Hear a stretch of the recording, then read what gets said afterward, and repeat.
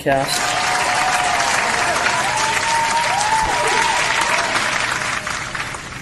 Welcome everybody to Meetup number 61. It is Bitcoin Workshops YYC. This is a place where we teach you about cryptocurrencies in an overall generality. We cover some highlights, some key points, some strategies, some special guests, some things you should look at. Everything we do tonight does not come with any advice whatsoever. Quick disclaimer.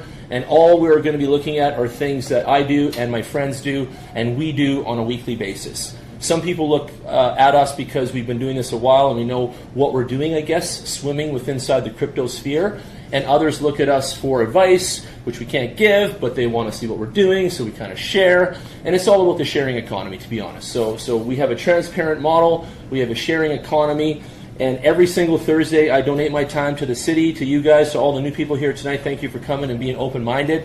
Why do I do this? I really believe in sharing what I know with everyone, and I also believe that all of us in this room together can be a stronger force in the business of cryptocurrency. And there's a lot of obstacles and hurdles and naysayers and things in the way of this. And the more you learn every single Thursday with us and along with us week to week, the more you become dangerous and the more of a ninja you become within the space. Okay? At the bottom of our website here at bitcoininvestments.ca, you'll see that we have a BTC wallet, stands for Bitcoin and Ethereum. If you guys ever want to donate $20 or whatever to the cause, we'd love it. We're donating our time, and you guys can throw down if you care to. Right here you can register as well for our newsletter, which would be lovely as well. And I'll just take you quickly through the website that started it all. So last September, it's been 61 weeks in a row, started in my living room. I was trading cryptocurrencies as of last spring to summer. I saw that Bitcoin was raising up from the thousands to 3,000s to went up as high as 20,000 US, 25,000 Canadian. These are exciting times. This whole season of 2017 was kind of like a picturesque story to me. I watched it unfold. I want you all to know something right as we get into this tonight. Corey's with me every day at our office. We're selling a tremendous amount more Bitcoin right now, and I encourage all of you to step up and get some if you haven't yet. The prices are starting to climb. There is a lot of green lights in all of our spreadsheets and all of our portfolios right now. It's that time of year. This happens every year, so we're getting into the season. You guys will see things accumulate prior to Christmas and then after Christmas as well, okay? There's a lot of determining factors why this is happening. I'm not a magic ball reading Swami, and I can't tell you guys everything because I don't really know the answers, but what I do know is that everything related to this is followed by humanity and powered by humanity. So that means that other people like us, like-minded people, citizens, are getting together and they're investing in this cryptocurrency segment, and that's what I know for sure, okay? I can even look at the coin market cap with you guys tonight. We can look at some numbers and see the velocity of such and the volumes. But what I don't know is why, and I don't know all those other newsy type questions that go on out there and the answers to those, because those are all tons of what ifs. But what we do know is humanity believes in Bitcoin. We're almost 10 years old. As of January 3rd was the first Bitcoin transaction sent. Okay, it's Bitcoin's birthday. And we're almost 10 years old, and we're just starting to wake up society and starting to really grasp what's happening with cryptocurrencies. A lot of people understand it that it's an independent financial economic model. So each one of you here in this room becomes your own cryptocurrency, credit union, island, fortress, Fort Knox, bank, and a whole lot of other words that describe it in a hybrid sense of a way. And each and every one of you possessing cryptocurrency in your phones, your laptops, your wallets, you are empowered now, and you're holding an economy with you that can't be regulated and controlled by anyone but you. It's the peer-to-peer financial system that everyone has wished for and has wanted since the spawn of the web, which came about in 1991. So the decentralized web was 1991, major revelation, and then Bitcoin became a major revelation in 2009, and we have the decentralized economy. The reason cryptocurrency will become and still is incredibly powerful and will carry on with velocity is because everything digital requires a financial backbone. And for years, Visa, MasterCard, American Express, and many large banks around the world fought for these things. Jared has some experience back in those areas back in the day. He can tell you stories. But there's a fight. There's a fight for stranglehold of the financial system, a pipeline, a segment, a marketplace, a this, a that. And you've heard it all. You've seen it all in the news. What happens is there's no fight with Bitcoin. Bitcoin is owned by the people, so it's not like there's a fight going on. You can't even stop it and you can't control it because each individual person of us is like this peer-to-peer network that all accumulates to this value of money. Like it's one giant pool that we're all part of. It's a club, and that's why we're here on Thursday nights. We're really in a crypto club because every single one of us that has some crypto in their wallets and has made the decision, hopefully most of you, then you've already decided to be in that club already. Now this is just another realization that it exists, and then you've got some friends and neighbors here to hang with and talk shop with together, right, on a Thursday and beyond this. But that's the point, is that the crypto is a club, and we all believe it, and we're here for a reason to be part of that. So what does that mean to us in the grand scheme of things? Well, that means we're about to control the way we do life, the way we do business, the way that we do voting, the way that we do brands, the way that we spend money, the way that we control ourselves, budget ourselves, the way that we teach others below us, the children and all that.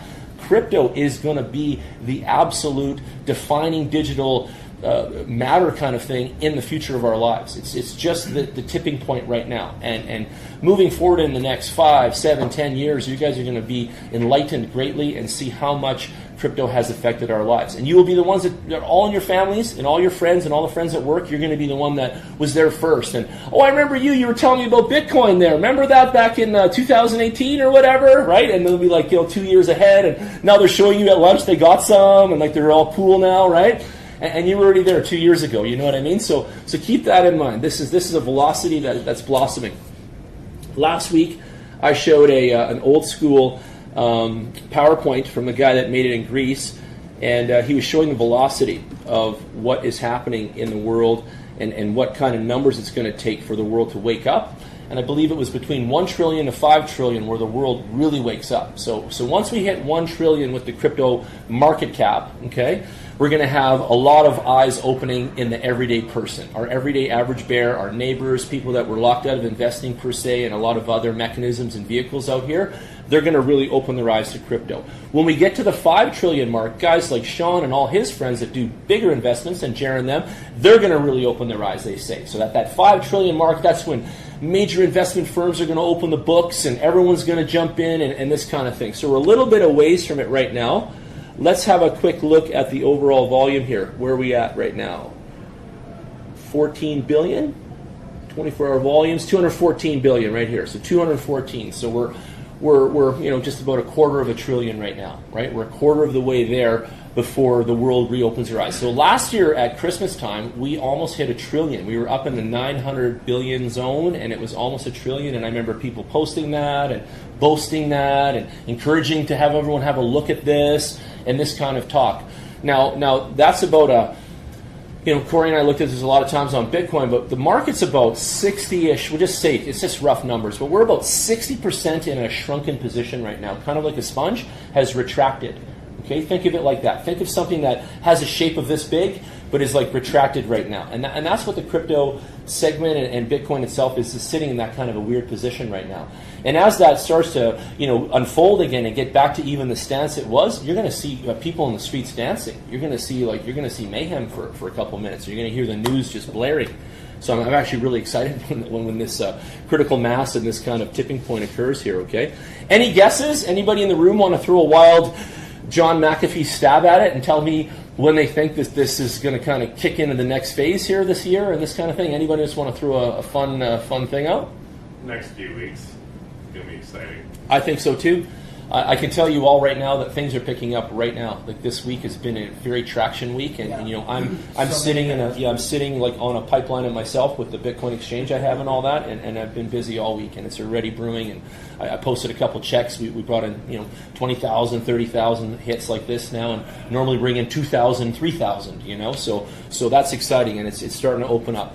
And people at a larger institutional level are going to other places like CoinSquare and things like this, and I'm sure they're getting busy too. And I talked to the guys at Event Chain, and I also talked to the guys that came down to our convention from BTC Solutions. Adam O'Brien runs a big outfit up in Edmonton. He just opened up the very first crypto community center up in Edmonton for you guys there, BTC Solutions, and you can check him out online, btcsolutions.ca. We're going to send the JanSpeed mining machines that I make up to his... he made like a retail store similar to the building there, how you guys are showing me.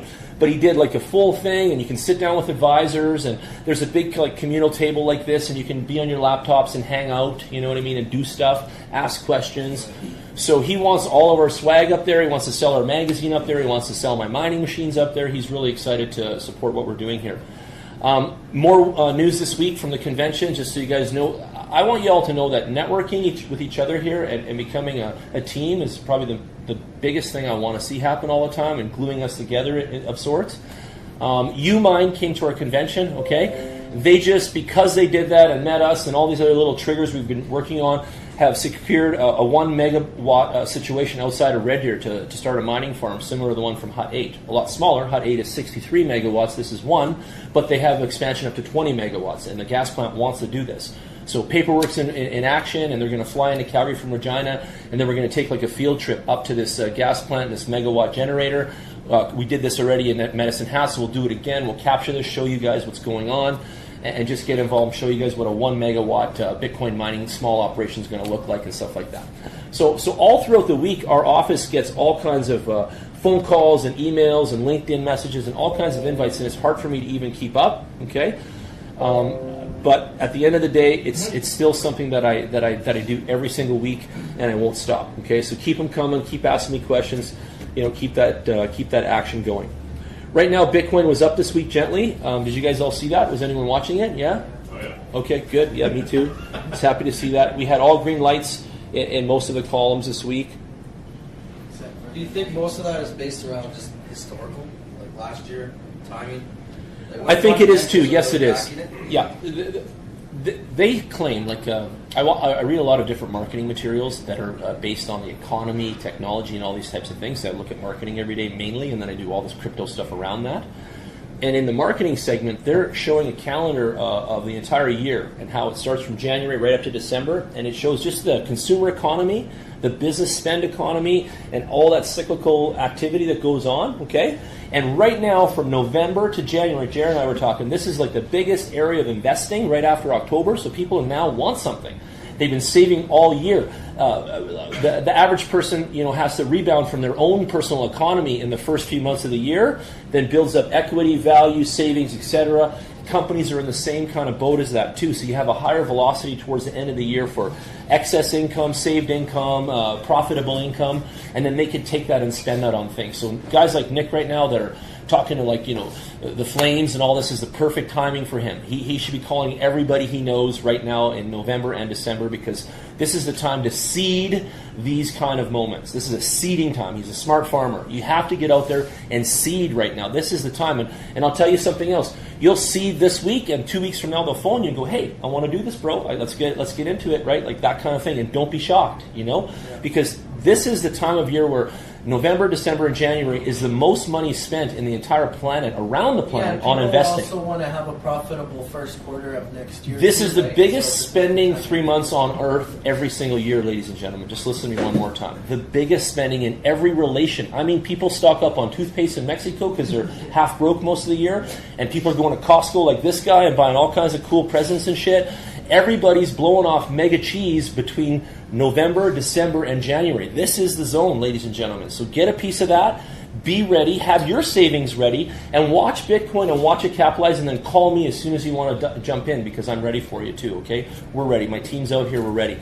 This is the zone where you can jump on the wave and then ride it up and make some gravy right here, right this time. So this is where you want to have your binoculars fully cranked and everybody watching the scene. Okay, it started this week. It's like right on the money. I wish I knew this last year, because I'd be telling this really good, motivation to you guys like I would have last year. Last year I was just kind of, okay, what's happening? I'm hoping, This year we're seeing, all these like key things just like transpiring. So it's exciting times, okay? All right. So what should you be buying? Questions like this. What should I do? How do I get involved? I've got $5,000 saved up. How do I double that? What do I do with it? All these questions that go through people's minds, right? Awesome. So we have some opportunities, and after this thing is over, we'll talk to you about them all. And come see me, come see Nick, come see Corey, come see Jared, come see any of us. We're all together, and we'll tell you each other about what's going on and what we have going on. But as far as the marketplace, where should we put a little dough, Jan? Everyone phones me on Facebook or on the phone and asks me on Facebook all week, friends from high school and all that kind of stuff. What should I buy? I got $5,000. What should I get? What should I buy? Well, I can't tell you what to buy, but I'll tell you how I'd spend the $5,000, okay? So here really quick, let's jump in. So Bitcoin, these coins for the new people, I don't know your knowledge yet and how much you know of this sort of stuff. But I'm going to assume you understand by now that the coins are like a hybrid stock and that you buy these things, okay? And the way that you acquire these things is through my office to start with, is a great way, and then I put you in the right path of good quality software, good quality security, and support and that kind of thing. That's why you want to know me, and that's why I'm here tonight and every week as well. My value to you guys is setting you up properly, connecting you on good quality, legit things, and putting a team of support behind you and such, okay? So how does it work? Well, the first thing is it all starts with Bitcoin. And if you don't know that, I'll tell you again. Bitcoin is the source capital and the lead capital of everything crypto. It's the US dollar of everything crypto. Everything's measured against it, and it's also measured mainly against the US dollar as well. Okay? From there, you've got all the other contenders for the crypto dominance in the crypto space. You've got Ethereum, which I always compare to as the Pepsi, whereas Bitcoin's the Coca-Cola. Okay? And you guys all know Coke. You guys seen it all around the world, seen the commercials, blah, blah, blah. Now just imagine you guys could have invested in Coca-Cola back when it was 10 years old, and now Coke's 100 years old, and how much are the shares, and how far has it gone, and who's made money on it, and did you miss out, right? So you guys got to think about that. I'll let you get your food because you're all distracted there. It's all good. So right now, if I said to you, Corey, would you invest in Coca-Cola at 10 years old? What would you say? Absolutely? Me too. Attaboy. So here we are with Bitcoin, who is the Coca-Cola of crypto, and we're 10 years old. So did you hear that? I asked Corey if he would invest in Bitcoin, Coca-Cola at 10 years, and he said absolutely, right? And I'm asking you guys, would you invest in Bitcoin at 10 years kind of thing? So you got to ask yourself that kind of question. And right now is a great time at 10 years old. I think at 10 years old, it's proven itself. I think at 10 years old, it's established a footing within the marketplace. I think at 10 years old, we've seen projects come and go and some killer things happen, and I'll cover some of those tonight. And I think in 10 years, it's safe to say that it's not a fad and it's not going to go down the drain per se. Okay, so there you go. A lot of people wonder, what is it backed by? How does Bitcoin hold relevancy? It's backed by the marketplace and it's backed by humanity. It's that simple. People hold the value in Bitcoin. Human beings, not an institution, not a fake robot. Actual human beings hold the value in Bitcoin, and therefore it has the intrinsic value that it does. It also trades on a marketplace, creates opportunity, and then it's very valuable to that scenario. It's very valuable to the scenario of creating opportunity and being able to leverage off of it to make more money and make funds and activity happen. Okay? So if Bitcoin is the Coca-Cola, I always refer to it also as the bars of gold of the internet. Okay? If you guys were going to stack away a few bars of gold and save them for a rainy day or retirement or your kids or whatever, I would be stacking away as many Bitcoins as I possibly could right now. That would be my goal at this point. Okay? Then there's Ethereum, number 2, the Pepsi Cola of the bunch. Ethereum's like the silver. It's still quite valuable. It's still amazing. It travels faster. It's all over the place. It's more places than gold.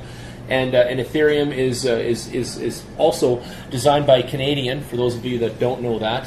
And there you go, a little bit of news for your brain. And it's an amazing, amazing coin that many, many other coins and opportunities and ICOs and so on are spawned from. Okay, and the Mongo coin, I believe, is an ERC20 token too, right? And I'm pretty sure it's spawned off the Ethereum platform as well. So we have the guys here with that coin tonight.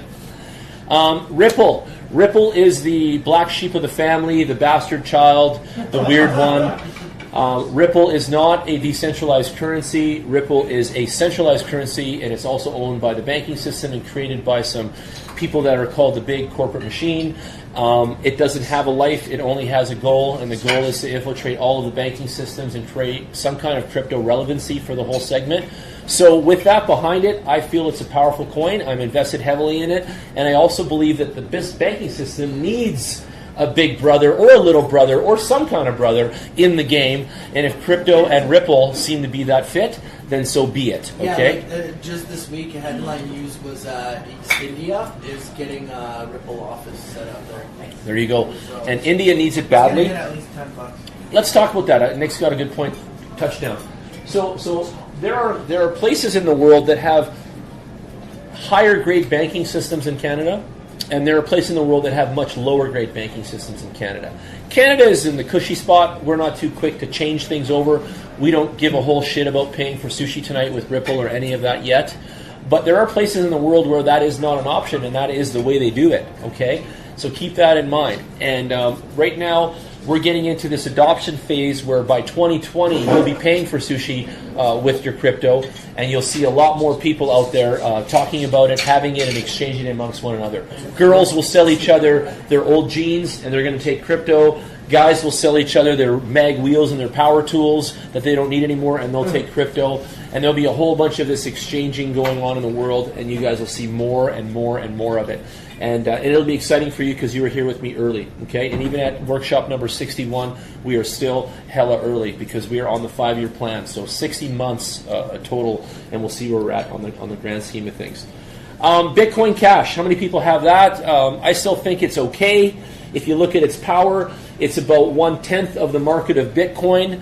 Bitcoin Cash was a free fork. A fork is when a new item comes out on the same brand and spawns another baby child, just in another analogy. And when that happens, if you're holding a certain value of Bitcoin in a certain exchange, the Bitcoin Cash is given to you for free. And a lot of people love that. And I just checked in on Binance, and there's a bunch of free coins in there recently, too, because we held EOS and a bunch of other stuff in there. So that was cool, too. I was checking on that. Why did Bitcoin Cash go up so much this last month? A lot of news. It was just mainly news. It was just mainly news, yeah. And also, just humanity is starting to spend. There's an upswing in the expenditure right now, and we're seeing more velocity in overall. Keep in mind something for those of you that don't know this and missed the memo. But crypto is a savings mechanism. Okay, it's a place to save money, other than the bank, gives us next to no percentage. Does anyone here make 10% in your savings account? Anybody? I didn't think so. So you're better off just throwing it even in Ripple. 1.5% if you have $50 million. There you go. So you're better throwing it in Ripple. My friend has about $1 million worth of Ethereum coins circulating every day. Okay, I'm about $1 million almost now, and he is able to bring in anywhere from 17,000 something like this a day some days with that $1 million of crypto circulating.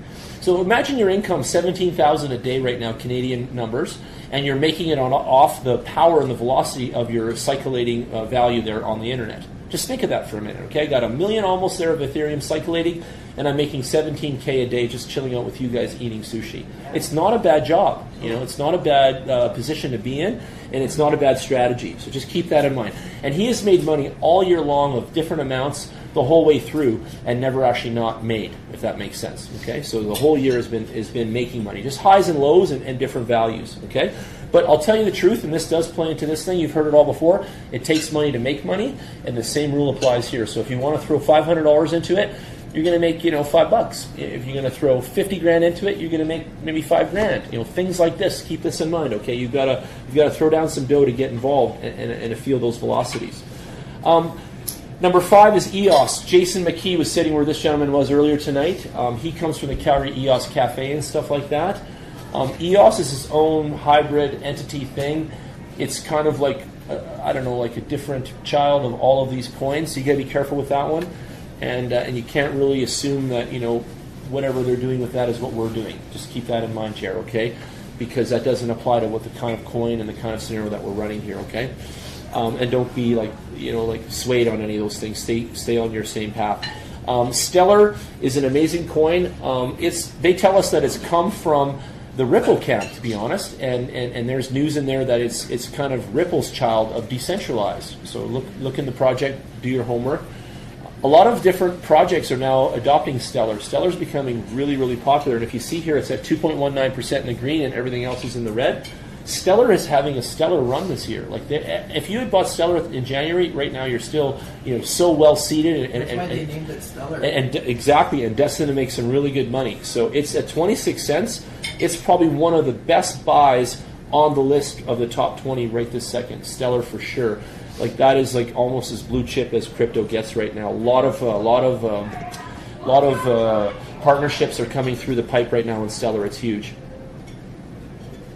Litecoin has had its run. Charlie Lee, all this stuff, drama. He resigned. He came back. He did this. They got with the Lightning Network. Lots of this, lots of that. Litecoin, to me, even holding its number 7 position, it used to be like a number 2 coin and such. It still hasn't done anything, and that's the scary thing about Litecoin is It just hasn't been, it hasn't gone anywhere. Google was supposed to take it for AdWords. You were supposed to pay for things with it on Facebook. There was lots of talk of it, but none of it has ever transpired. I don't know why, but it was the silver to Bitcoin gold, and it was supposed to be the clean little brother coin of it all, and everybody was supposed to adopt it. Some people have made crazy money on it, even at $52. I know people that were into it at around $2. So it's done its thing. I think last year it was around $175, $180 US that it came up to, even maybe more. So I actually thought it went even to 3 something. It went as high as $350, I believe, last year. So it got up there, and it's only 52 now. Cardano is an amazing project. This coin also goes by the ticker symbol of ADA. This is a marvel in itself. These people came from the Ethereum, I believe, and the EOS camp, or something to that effect. So there's some of the other high-level coins, and these guys collaborated here and made this new coin, Cardano. It's a good deal right now at 7 cents. It's got a huge amount of velocity out there, a lot of a buy-in, and a lot of market share. People are madly in love with what this coin's going to do. It's going to be a backbone, though. So a lot of the coins in the top 10 are what I call a mainnet. And you guys will understand that more. You can Google that. But that just means that it's where all the money is going to transfer along that pipeline. Okay, it's a mainnet. So a lot of other coins will be spawned off the mainnet, and that's how Ethereum has been established, as a mainnet. And then all these other coins spawned, and then they created their own. So ones like that are Tron, EOS was like that, IOTA's like that. A lot of these ones are like this, and Cardano too. So they're making their own software to run their own algorithms, to run their own money, and they're going to piggyback off of Ethereum to get started first, and then once they have their software ready, they're going to jump into theirs and convert all your coins and all your crypto into their economy and their currency. And that's how a lot of these forks and a lot of these mainnet takeovers work, okay? So what does that mean to you guys? Well, make sure that you have your coins sitting on a good quality exchange like Binance and so on, because when those conversions happen and those things go on, you don't have to fart around with a bunch of moves. You can just leave your coins on the exchange, and the company and the software at Binance will handle it for you and will convert those coins for you. So recently we had VeChain, and it converted to a Thor token, and Binance did the whole conversion for us. Recently, EOS went from Ethereum ERC20 token child to its own mainnet, and Binance took care of that for us as well. So Binance has been really good at taking care of the coins and the conversions for the customers. Okay. Let me show you guys another thing. So as we go down, Monero, I'm pretty sure owns Crypto.com, the website. I'm pretty sure it's theirs. $107. It's always been a blue chip coin. It's been incredibly powerful in Asia. So Koreans and all over Asia, they love this coin. For some unknown reason, it's dropped, but it's always had a really high value. And it skyrocketed back in the early days when it took off. And it never ever really dropped too far down per se as to where it came from. Tether is a wonderful coin, so some of you can park your cryptocurrency to this. So a lot of my friends wonder, hey Jan, the coins are going up and down so much, is there something I can do? Is there something I can do to kind of mitigate all that velocity of up and down? And I say, yes, there is. It's called Tether.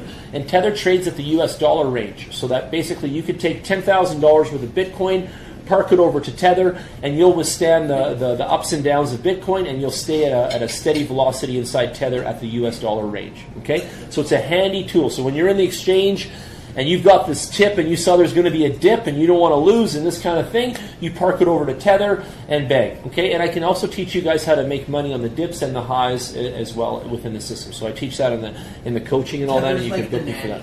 Of course, yeah, I'll teach you guys how to make the money on the dips. It's actually quite fun. It's actually a good thing. And if you roll like 100K, you can make really good money. Like you can, if you have a 100K budget to play with, I can show you how to make thousands of dollars in the cyclical quarterly segments of the year. Okay, so Tron's an amazing coin.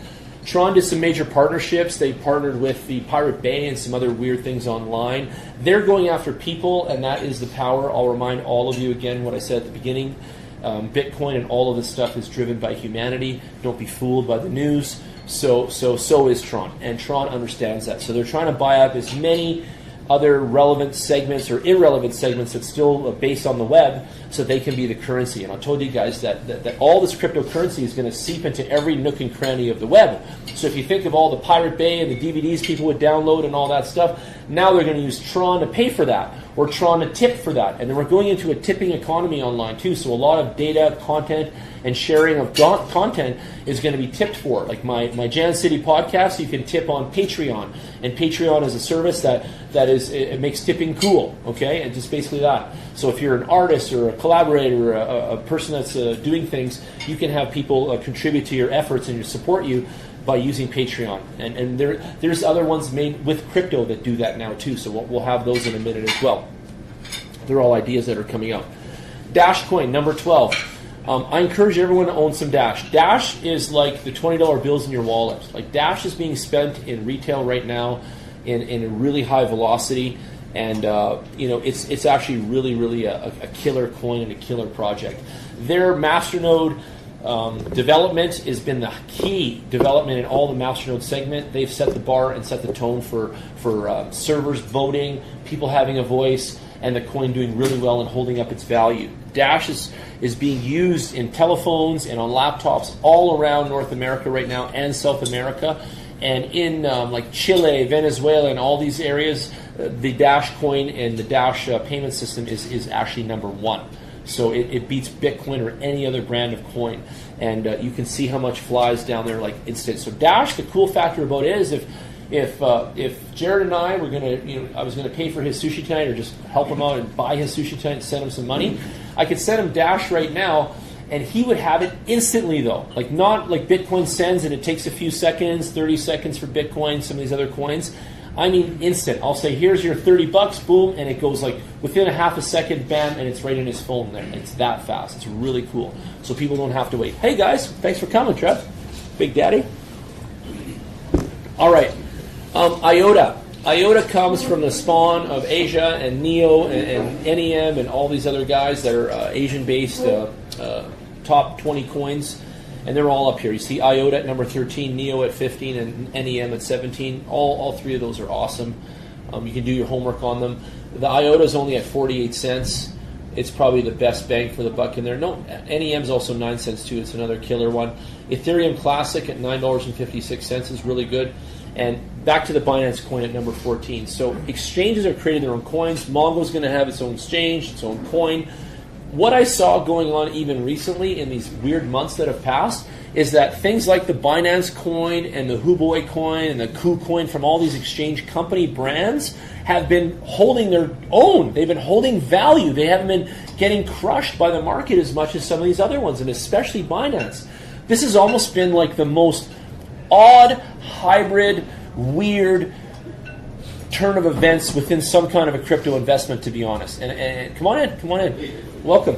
And it's something that you guys should all take a second look at. I mean that. The Binance coin is a weird one. And the reason I think that it's just so damn awesome is because of the velocity within that exchange. Binance is the number one exchange in the world, and it's got the most velocity going on. And also, if you guys would like to sign up for it, please hit my website if you haven't already. When you put X amount of dollars into the exchange, they also gift you a bunch of coins too. So yeah, they do. They pump it out. Yeah. There's all kinds of gifts and all that. And he's right. We've got the link on our site. It's on our workshop site too. Too if you win like top 10 or anything.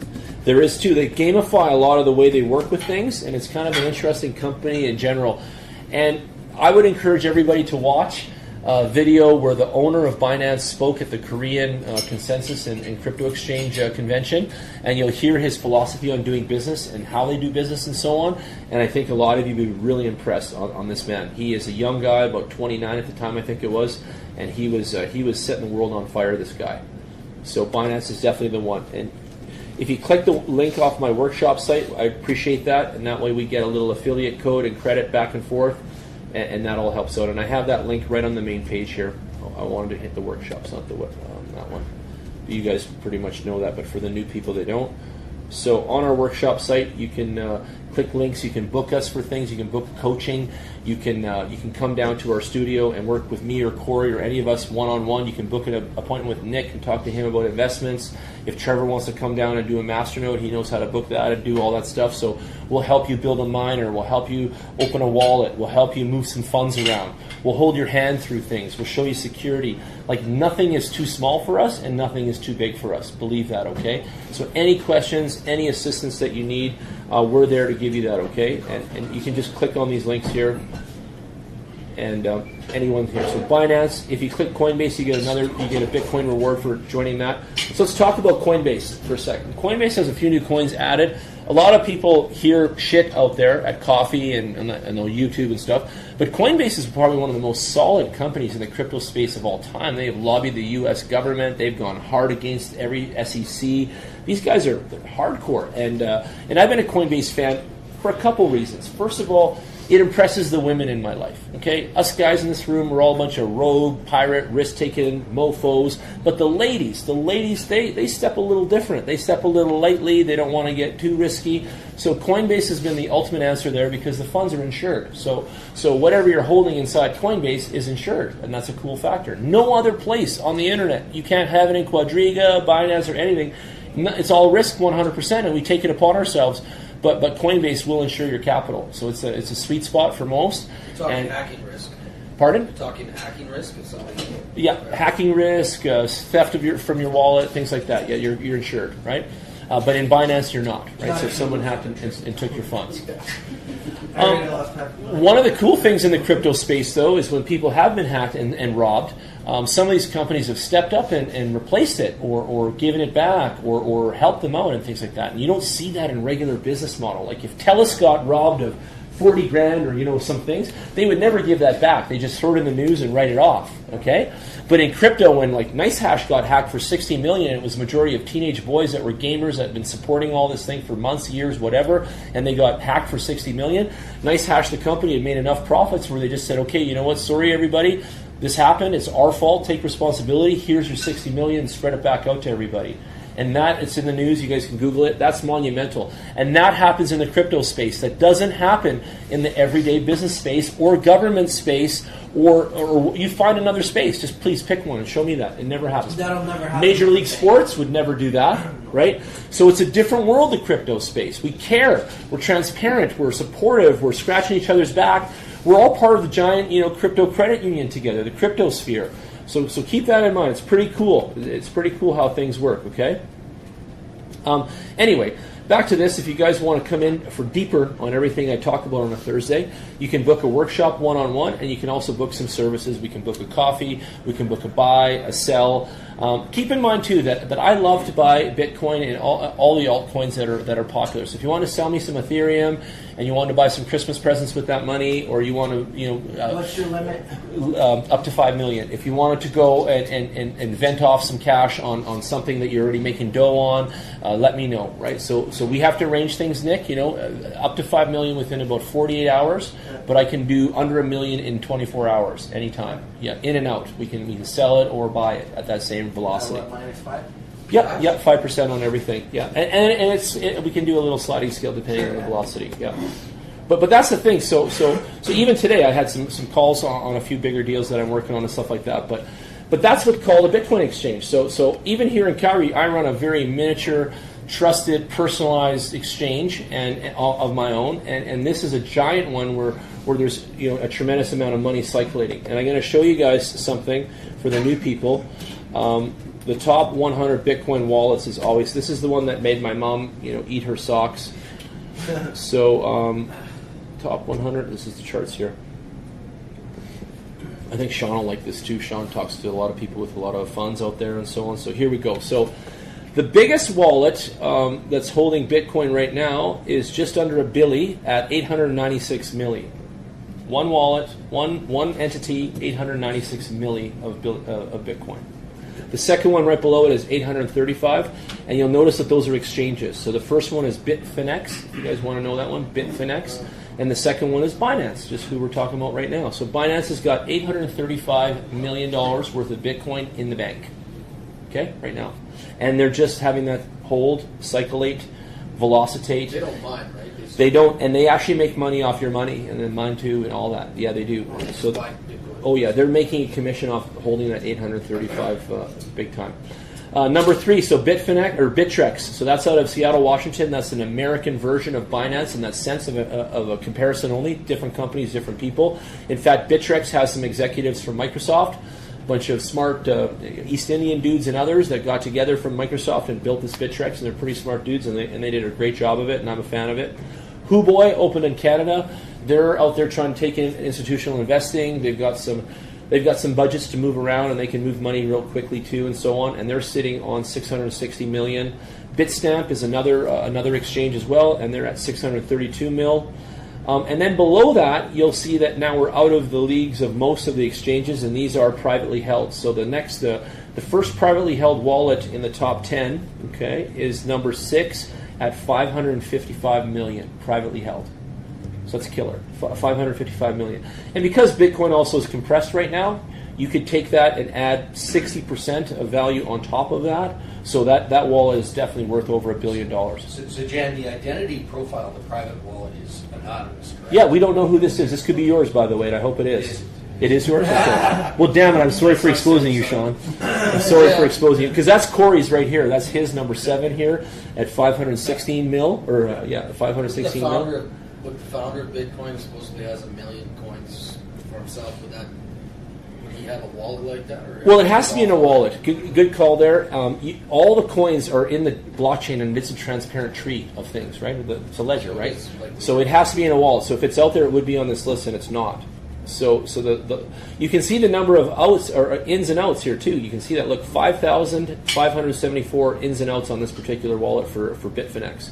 Bitfinex is like one of the largest. I believe they do the wager. Paul was asking about that too. I'm pretty sure it's those guys, or is it BitMEX? I think it's BitMEX that wagers you 1 to 100 bitcoins. So if you put in 1 bitcoin, they give you 1 to 100 to gamble with, kind of an idea in the exchange. So be careful, and you can make some velocity on your leverage in there too. Go closer towards 50.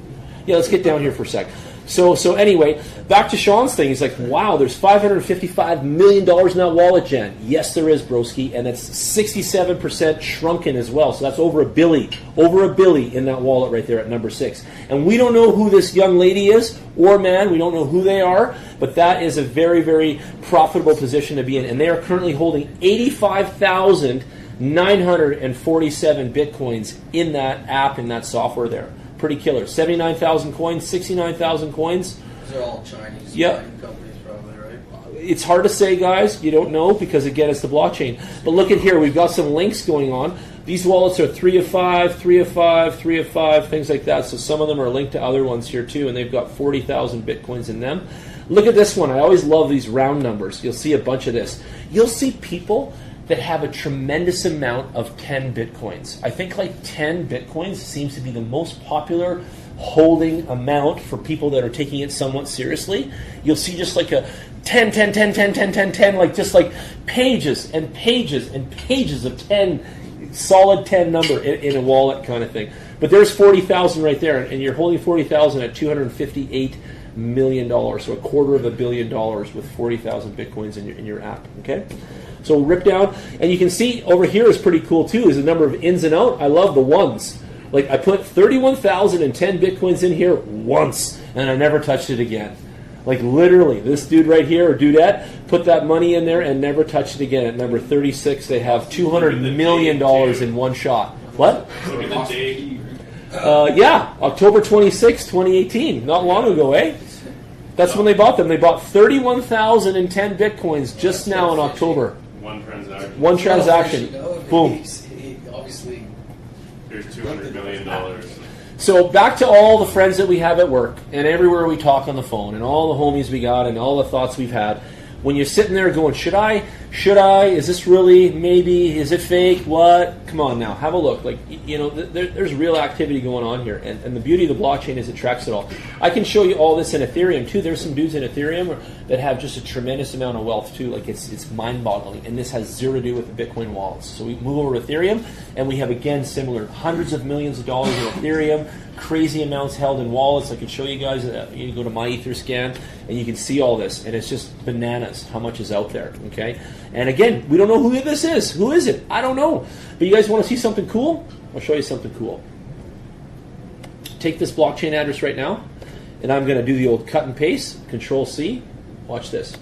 Then you go to blockchain.info. Go ahead. Ask.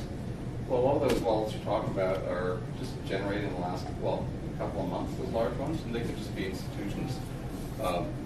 boarding on stuff, because that money's just starting to flow into institutions now, like the custodial part. So Yeah. the wallets are just very recent, but it could be that. It could be that. You're right. Yeah, these are institutions so bulking up on inventory. Yeah. Yep, and I can see that too. Like that kind of volume, absolutely.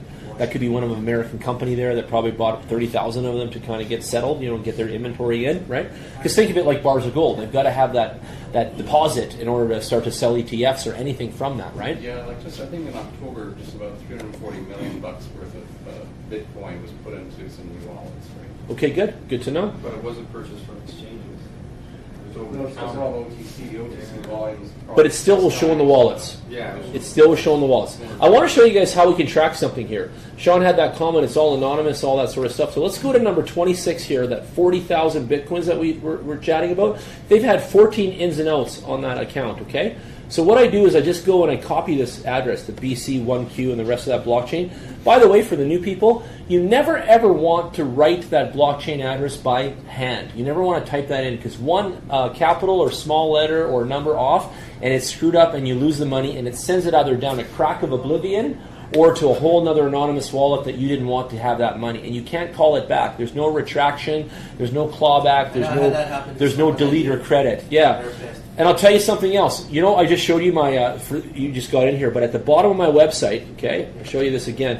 I have those little tip wallets. You guys can throw me a tip for coming out every week. Okay, I received like weird chunks of money in those tip wallets just by having them out like this. I mean, like I got $1,500 one day, man, just because. Out of nowhere, just poof, just dropped in. I was like, okay, cool, $1,500. Who sent me that? Sorry. Thanks, Nick. Thanks for the love money, buddy.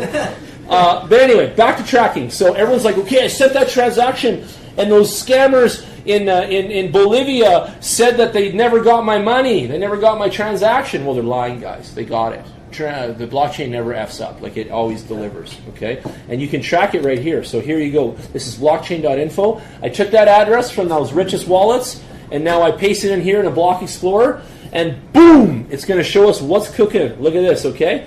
So, 5 minutes, there was 613 transactions in that block, and there was $1,052 of Bitcoin sent. Another one 6 minutes ago. Another one 14 minutes ago. Another one 16 minutes ago, okay? And it shows us exactly what's going on and when, and transactions per day, and blah, blah, blah. And you can even see more info. And you can see more too. So there you go. There's your hash. There's your block address. So you can actually, this is your transactional receipt. You can see the size in kilobytes of the digital file. Let me tell you this. How many have made a Microsoft Word doc before? Anybody? Put up your hand. Okay. Well, that's a digital file. You used to put it on a floppy disk, because I know Dad used to have the 3.5 floppies. You can hear it, right? Remember 5 1/4 too, right? I know. The Bitcoin, the Mongo coin, any coin is a digital file. It literally is. And if you look here, it's the size, 1,143 kilobytes. Okay, we've all seen it attached to a photo, or by now we're all in computer land. We've seen some of this before. So all these guys are all files. It's pretty cool, eh? And the file size is getting longer and longer. And when we mine for them, depending on the size of video cards and all that, that's where that kind of starts to come into play. And teach you guys that there. But look at this, Bitfury. Corey and I know these guys. So Bitfury was inside this block for at a moment today at 11:00. That's today 2:33. So they're already ahead of time because this is going in Europe. So Europe's already in the morning right now, 2 a.m. or whatever. But it's still rocking right now. That whole chain is going through and we're circulating. Can you go to number 50? Yeah, on that list, you mean? Yeah. Okay, let's go down here. There it is. 50 is 25,378 Bitcoins. Yeah, go to the search. On this one? Yeah.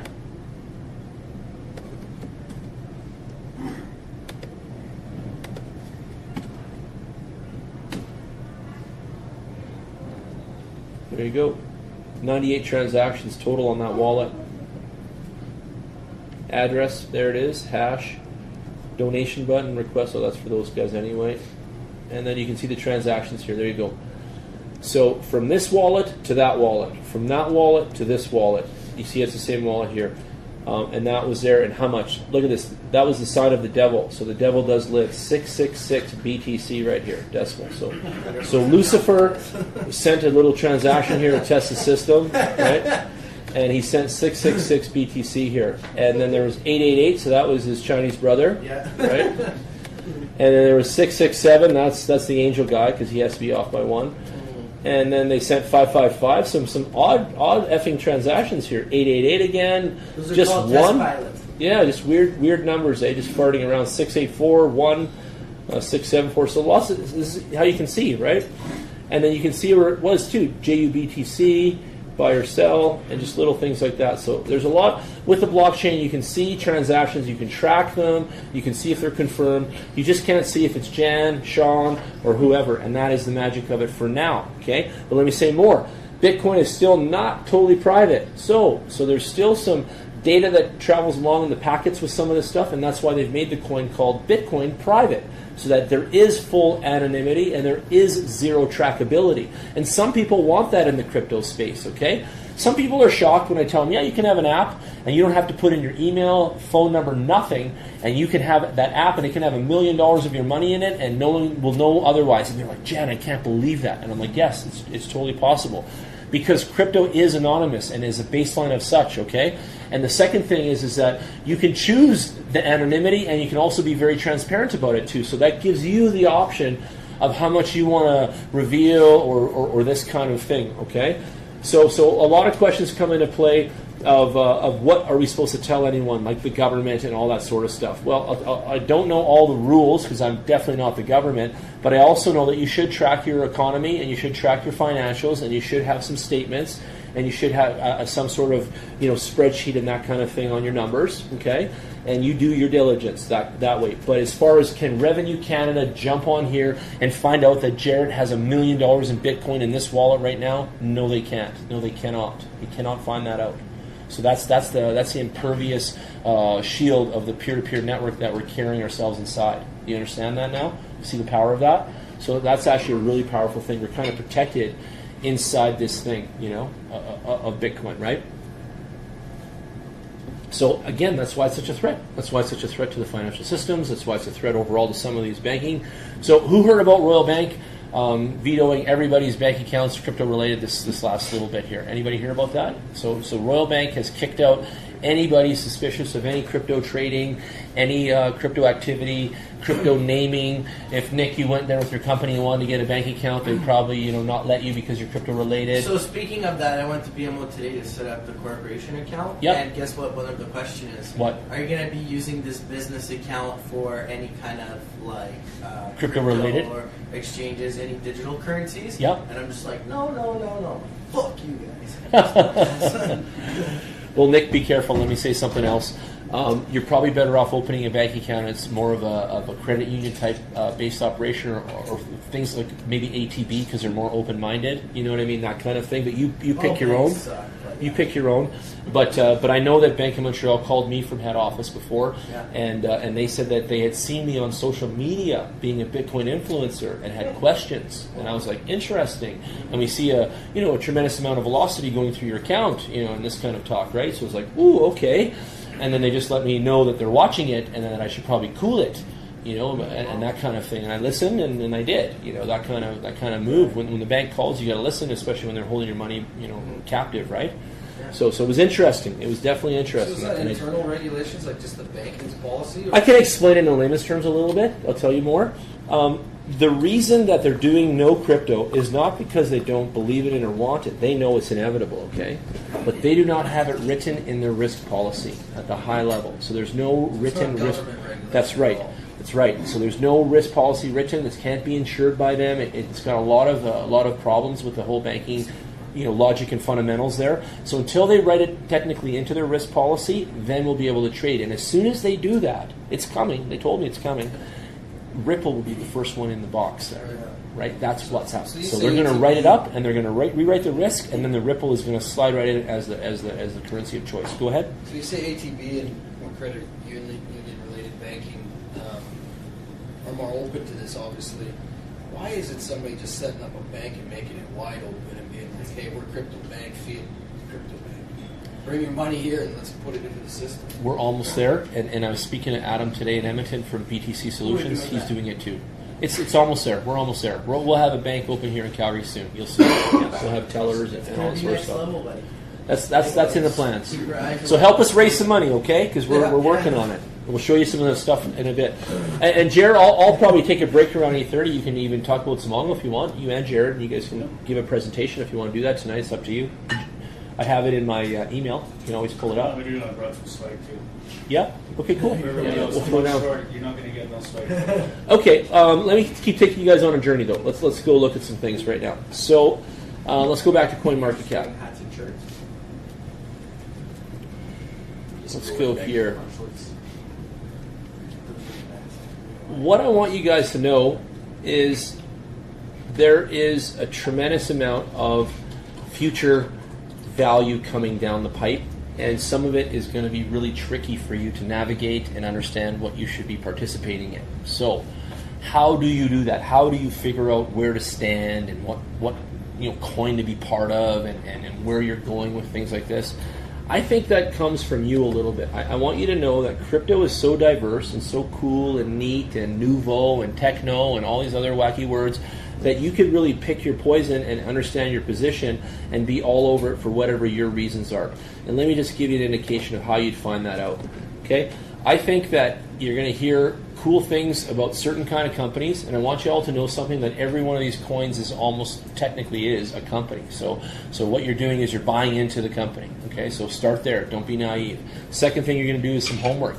So how do you do that? You come to CoinMarketCap, you find your baby, you find your friend, and then you visit their website here. You open that up in a new tab on this info page, and then you go study the actual website of the company. Okay, and while you do that, okay, there's a lot of things that these companies will do. You'll see a lot of them talk the same lingo. You'll see a lot of them create and participate and also perpetrate the exact same cause. What is the cause? Well, to be the next bloody dollar. That's what the cause is, it seems like, right? It's like, we're the next money. We want to be in your wallet. We're going to transform the world. We're going to do it faster, better, 100,000 times the speed of what we're doing today, and all this kind of jazz. So jump in, study it, look at things, get involved, and find out where you want to be and with what kind of coins and what kind of investments you want to look at, okay?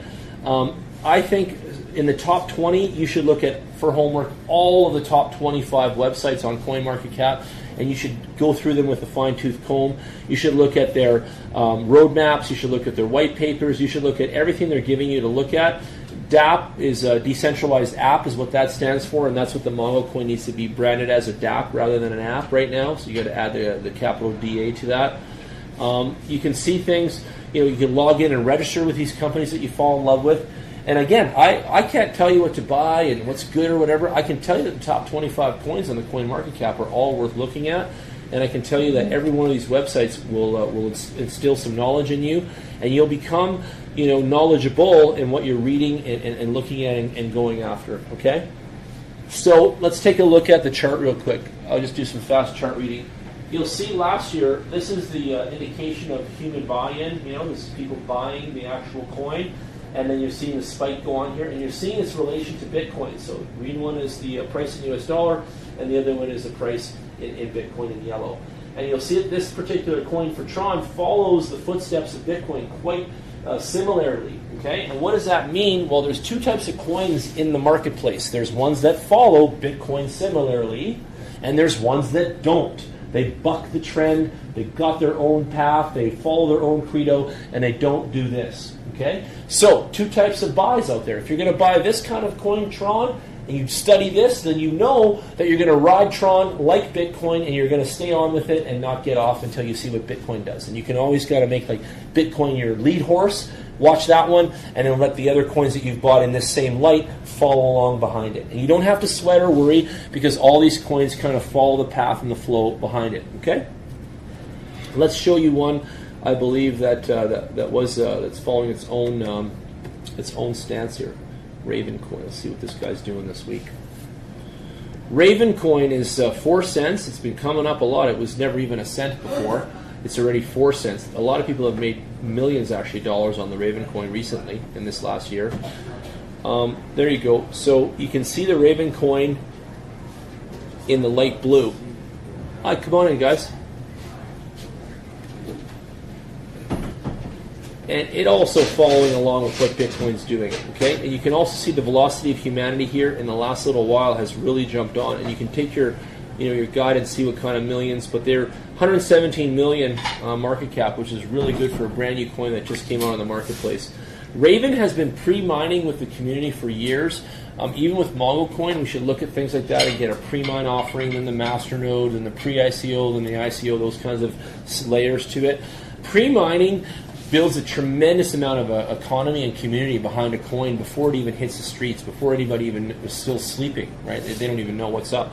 And Raven was one of those successful stories like that. They had so many people pre-mining this thing prior to ever even coming out on the market. So it's got a lot of velocity and a lot of holders out there too. So it's pretty good. I want to find one that, let's see if XLM is running at its own velocity or Ripple. I'm trying to find one that goes against the trends of Bitcoin for you guys. It's hard to find. Most of them still, like, you look at their charts and it's always similar. Here Bitcoin has more velocity. When you see that little blue spike, it actually popped off past Bitcoin's control, but it still stays within the hemisphere or the radar of how Bitcoin's moving. Let's see if Ripple's got something here different for us. I want to find one so you guys can see the difference. 50 cents for Ripple right now. Kind of. You can see Ripple holding its own here and then Bitcoin doing whatever it wants to above it, and it didn't really go like right beside it the whole way. So Ripple's definitely got its own little thing, but then you can see further on into the rest of the year, it kind of follows suit with Bitcoin as well. Let's see if ADA has its own path. Like I said, to find a coin that is not doing what Bitcoin's doing is really rare in the system. But when you do find it, then you want to be all over it. So here, same thing, right? You can see where the buying was heavy in the beginning of this year, right? And then it's died off and petered off quite a bit, and we'll see the more spikes come right now. Cardano at 7 cents, and with the velocity it already has behind it, it's going to take off like crazy. It's actually a really good buy, and it's a neat coin to be involved in. Let's see what else we got here. Let's see. NEM for a second. This one's NEM. Yeah, same thing. Kind of following along. Here it broke through. Here it was running at its own cord. Bitcoin was up here doing other things. So this one tends to run on its own thing, its own accord. Let's see Dentacoin here.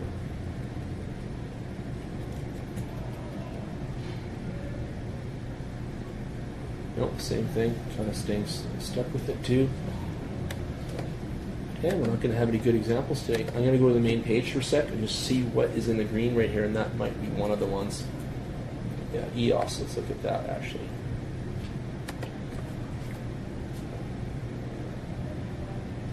$5.50 US. So kinda, here you can see EOS has broken through the economy of Bitcoin and kind of weathered through that, and then overall Bitcoin still dominates it. When the yellow line is above the other lines, just again, quick looking at things, teaching you guys just a quick aspect of it. When the yellow line is Bitcoin above it, it's holding it down. It's holding that coin below it and kind of controlling its velocity. So that's something that happens all the time.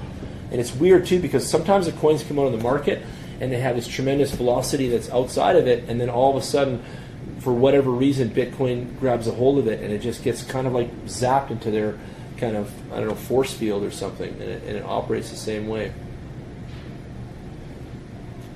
This is interesting. So here it's kind of doing its own thing. You can see that, right? And then Bitcoin's jumping up all over the place, and there it breaks through. It's like, okay, whatever, Bitcoin, we're tougher than you.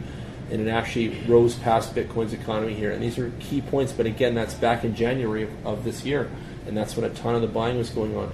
And look at even just the chart down here of humanity's buy-in. You can see tiny little, nothing happening, and then all of a sudden September last year, a little bit, and then it was dead for a while, and then look at Christmas and January and all that. It's just massive, and we'll see if that replicates itself again this year.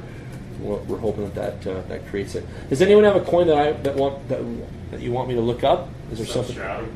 Stratum? Substratum, SUB. Yeah. Okay. Let's take a look.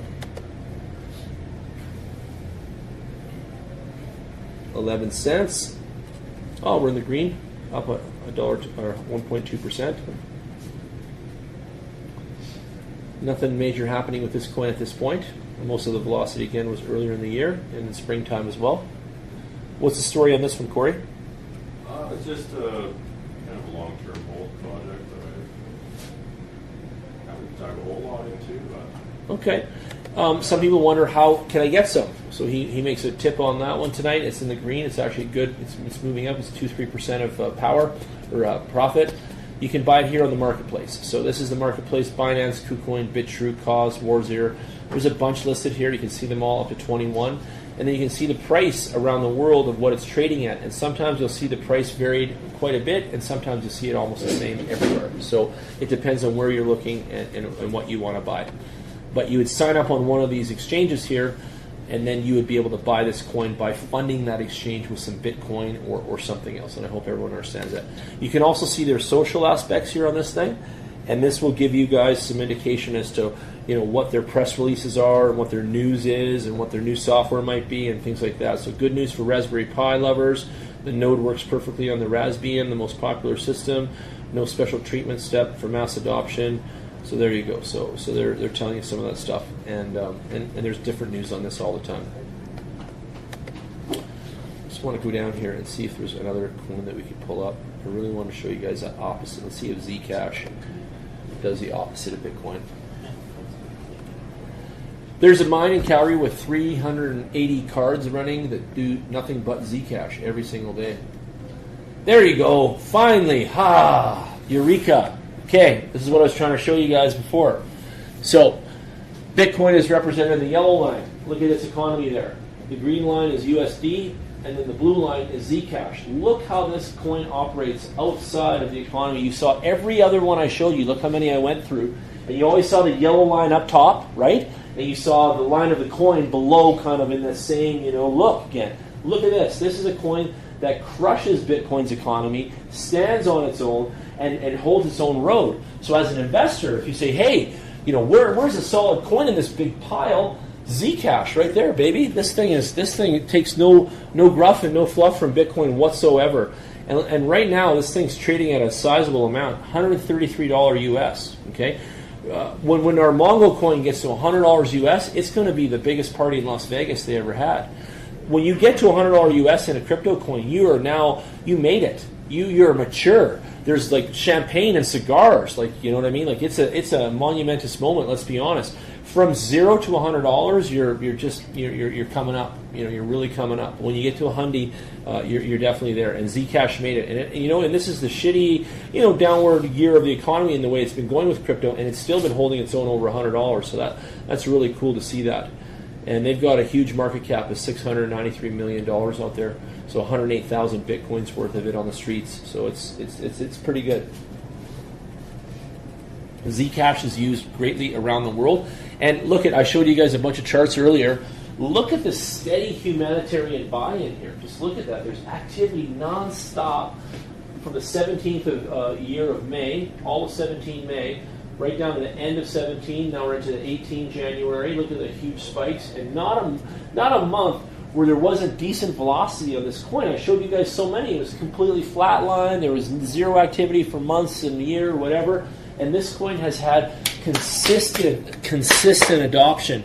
And that, to me, ladies and gentlemen, is a very, very good investment in my mind. Okay, take no advice from me, but I would be all over Zcash in a minute if I was looking for an upswing. Yeah, tell us why some coins, sub a cent, but yet they still have $200 million market caps. Now the Kin coin, I'll show you a funny one like that. Yeah, it's called Kin. This is a weird one. I think this is the one that we were looking at last week, and it's the widely held one. Yeah, so it's not even, look at this one. This is 55 Satoshi. By the way, for the new people, Bitcoin and all the coins, they run an 8 decimal back value. So we've got the decimal, and I'm hoping some of you love math, as I do. I'm a numbers guy. We're 8 decimals back, and that's called a Satoshi, right? Each number, and this is 55 Satoshi. So this is still like 1,000th, 10,000th of a penny, something wild like this. I can need a calculator to do it exactly, but yeah. So it's 10,000th of a penny value right now, and it's the most widely held coin on the planet. Look at this total supply. I'm pretty sure that's 10,000 trillion or something like that, or 10,000 billion, or 10 trillion, something monumentous. And the circulating supply, look at this. So that's 756 trillion, 97, a billion, 500, 756 billion, sorry, almost a trillion, 75% of a trillion out there in circulating supply. So there you go. That's the largest coin out there, 756 billion coins on the street. And that's actually purchased. And look at the value. How do they do that? Airdrops and a future plan. So Kin, they want to have mass adoption. They want to have as many people holding it as possible on the planet Earth, and they have done a good job of that, and they've put it out there. And again, you can see, not like Zcash, it doesn't have that kind of consistency. You see that? It has a little bit of buy-in overall, but Zcash had way more consistency. You can also see this is that Bitcoin is ruling this coin's economy too. So it's not as, I don't know, powerful as it can be yet, but we'll see what the project does with it, you see, because this is the key to all this stuff too, is what are these companies doing with this stuff? What are they doing with all this Ethereum they've brought in? What are they doing with all this Kin coin they have out on the streets? What are they doing? And most of it is they're trying to find a bloody use case, okay? They're trying to find a use case, and hotels are not opening the doors to crypto yet. Nobody is. So this is chicken before the egg thing happening right now. And I think this, holders of Kin are going to be quite wealthy because of the actual volume speak louder than words kind of methodology there, and they have so much volume in humanity's hands and so much on the street. I think it'll be successful for that weird little intrinsic reason. And then they've got to find a use case where this thing kills it. And right now they want to be creating value and money inside chat apps. So here we are in Messenger on Facebook, and you and I should be able to go for beers. Hey, Jan, you cover lunch today? Yeah, I'll throw you the 30 and send you the Kin coin and bang, bang. And, we want to be paying inside social networks with this. But again, which ones have opened their doors to Kin? No one yet. This is the key, right? So they're just trying to get in as many hands as possible. Absolutely. Here's their roadmap, and you're looking at this. So in 2017, the token sale concludes they raised $100 million from 10,000 individuals across 117 countries. Right, and we can do that with Mongo. We can do that with other coins right here at home. We can do stuff like this technically. Q4 2017, Kin integration. Select digital services join the Kin ecosystem in Q1 2018, and then you see nothing else. Okay, where's the rest, Kin? Well, we don't know yet. But if they actually pull this off and they get this all in the chat world of business out there and make this happen, then maybe. But they sure as hell raise a ton of money, and they still haven't delivered on the deliverables, and that has the whole world talking, and not just about this project, but many, many others like this. And as an investor myself, I don't like this. I don't like even seeing the roadmap end right here at Q1, and them also holding $100 million. I feel it's like, why? Why do we give them this much money without a proven product, without a use case, without true value, and then let them even disappear, kind of thing, off the face of the earth? That's what I'm saying. And I'm not saying they did, right? But there's others that have. There's definitely others that have. Some have come out in India and raised like a quick 50 million and then effed off in 2 minutes, and no one's seen them again. A lot of them right? ICO to just make a quick, big cash flow, and then they just disappear. And it's not supposed to be designed like that. Yeah, it's exactly. not. But it's supposed to be a long-term investment. Look like shit because of exactly. That's You're why right, the Nick. regulations are cleaning all that up, so we don't have those issues. They are and they aren't, though. They are and they aren't. Guys like us that are following the rules are doing it better, and then there's going to be a bunch of pirates anyway. So you're going to have people that follow the rules and have legit mixed in with the pirates, and then you're going to confuse people still. They're not going to invest in that. Well, that's why we're here even. That's why we're listening too, right? If anyone wants one, I have an ICO checklist. It's 25 things you need to ask about any of them. I'll give it to you, and you guys can study that. I have it in PDF and all that. You guys can have a copy of that, okay? And that kind of thing. And I should actually give you that too, so that you have all 25 answers to that list. For you guys, you should have that. I'll give you that email, okay? Remind me later. I want to show you guys that weird email that I got for a sec. I think it's still interesting to show that PowerPoint. We have some new peeps in the room tonight. So let me just quickly show you guys that one I got from Greece there about the adoption of humanity. I think you guys will like that. We'll fast forward to that in a sec. Let's go, email. There it is, Scott. Boom, boom, boom, boom, boom. All right. The Golden Age. It's pretty tacky. It's definitely not for my graphics design department. the future of blockchain and the democratization of money. So he's got some key points, and I just want to hone in on them to teach you guys. This is why you guys come out every week to learn a little bit. The Golden Age began in Greece 2,500 years ago with the democratization of politics. That was the first time we took the democratized stance. Okay, as humans, we're fighting back, we're holding our own, we're deciding our own decisions, and we want to rule ourselves. Okay, and we are not entering a new golden age. We are now entering the democratization of money. So that's a decentralized version of this. Okay, these guys wrote this up. They're from Greece, believe it or not. Too, you'll see they have shitty English. But they say that it will take 3 to 10 years to develop blockchain to the level of the current database technology. So why is blockchain so important? Is because we have databases now. Okay, everything's stored in a database. Our motor vehicles, our license plates, our Alberta healthcare, all that. Those databases can be tamperable. They can be effed with. They can be politically kerfuffled. They can be messed with. Your identities, your stuff, your medical charts, your secret thing about the cancer that your mom has can actually be exposed out there, and same with your credit cards and all of these things, because the databases that they're stored in are not fully secure, okay? They're just pseudo-secure, and they're still fighting to keep them that way, okay? The blockchain is fully secure and also transparent and non-tamperable, hence why everyone's pushing for it. They want medical, insurance, and all these high-level volatile databases that run our lives. They want them inside the blockchain. But reality, look how long it took companies just to trust the internet to put their databases on there.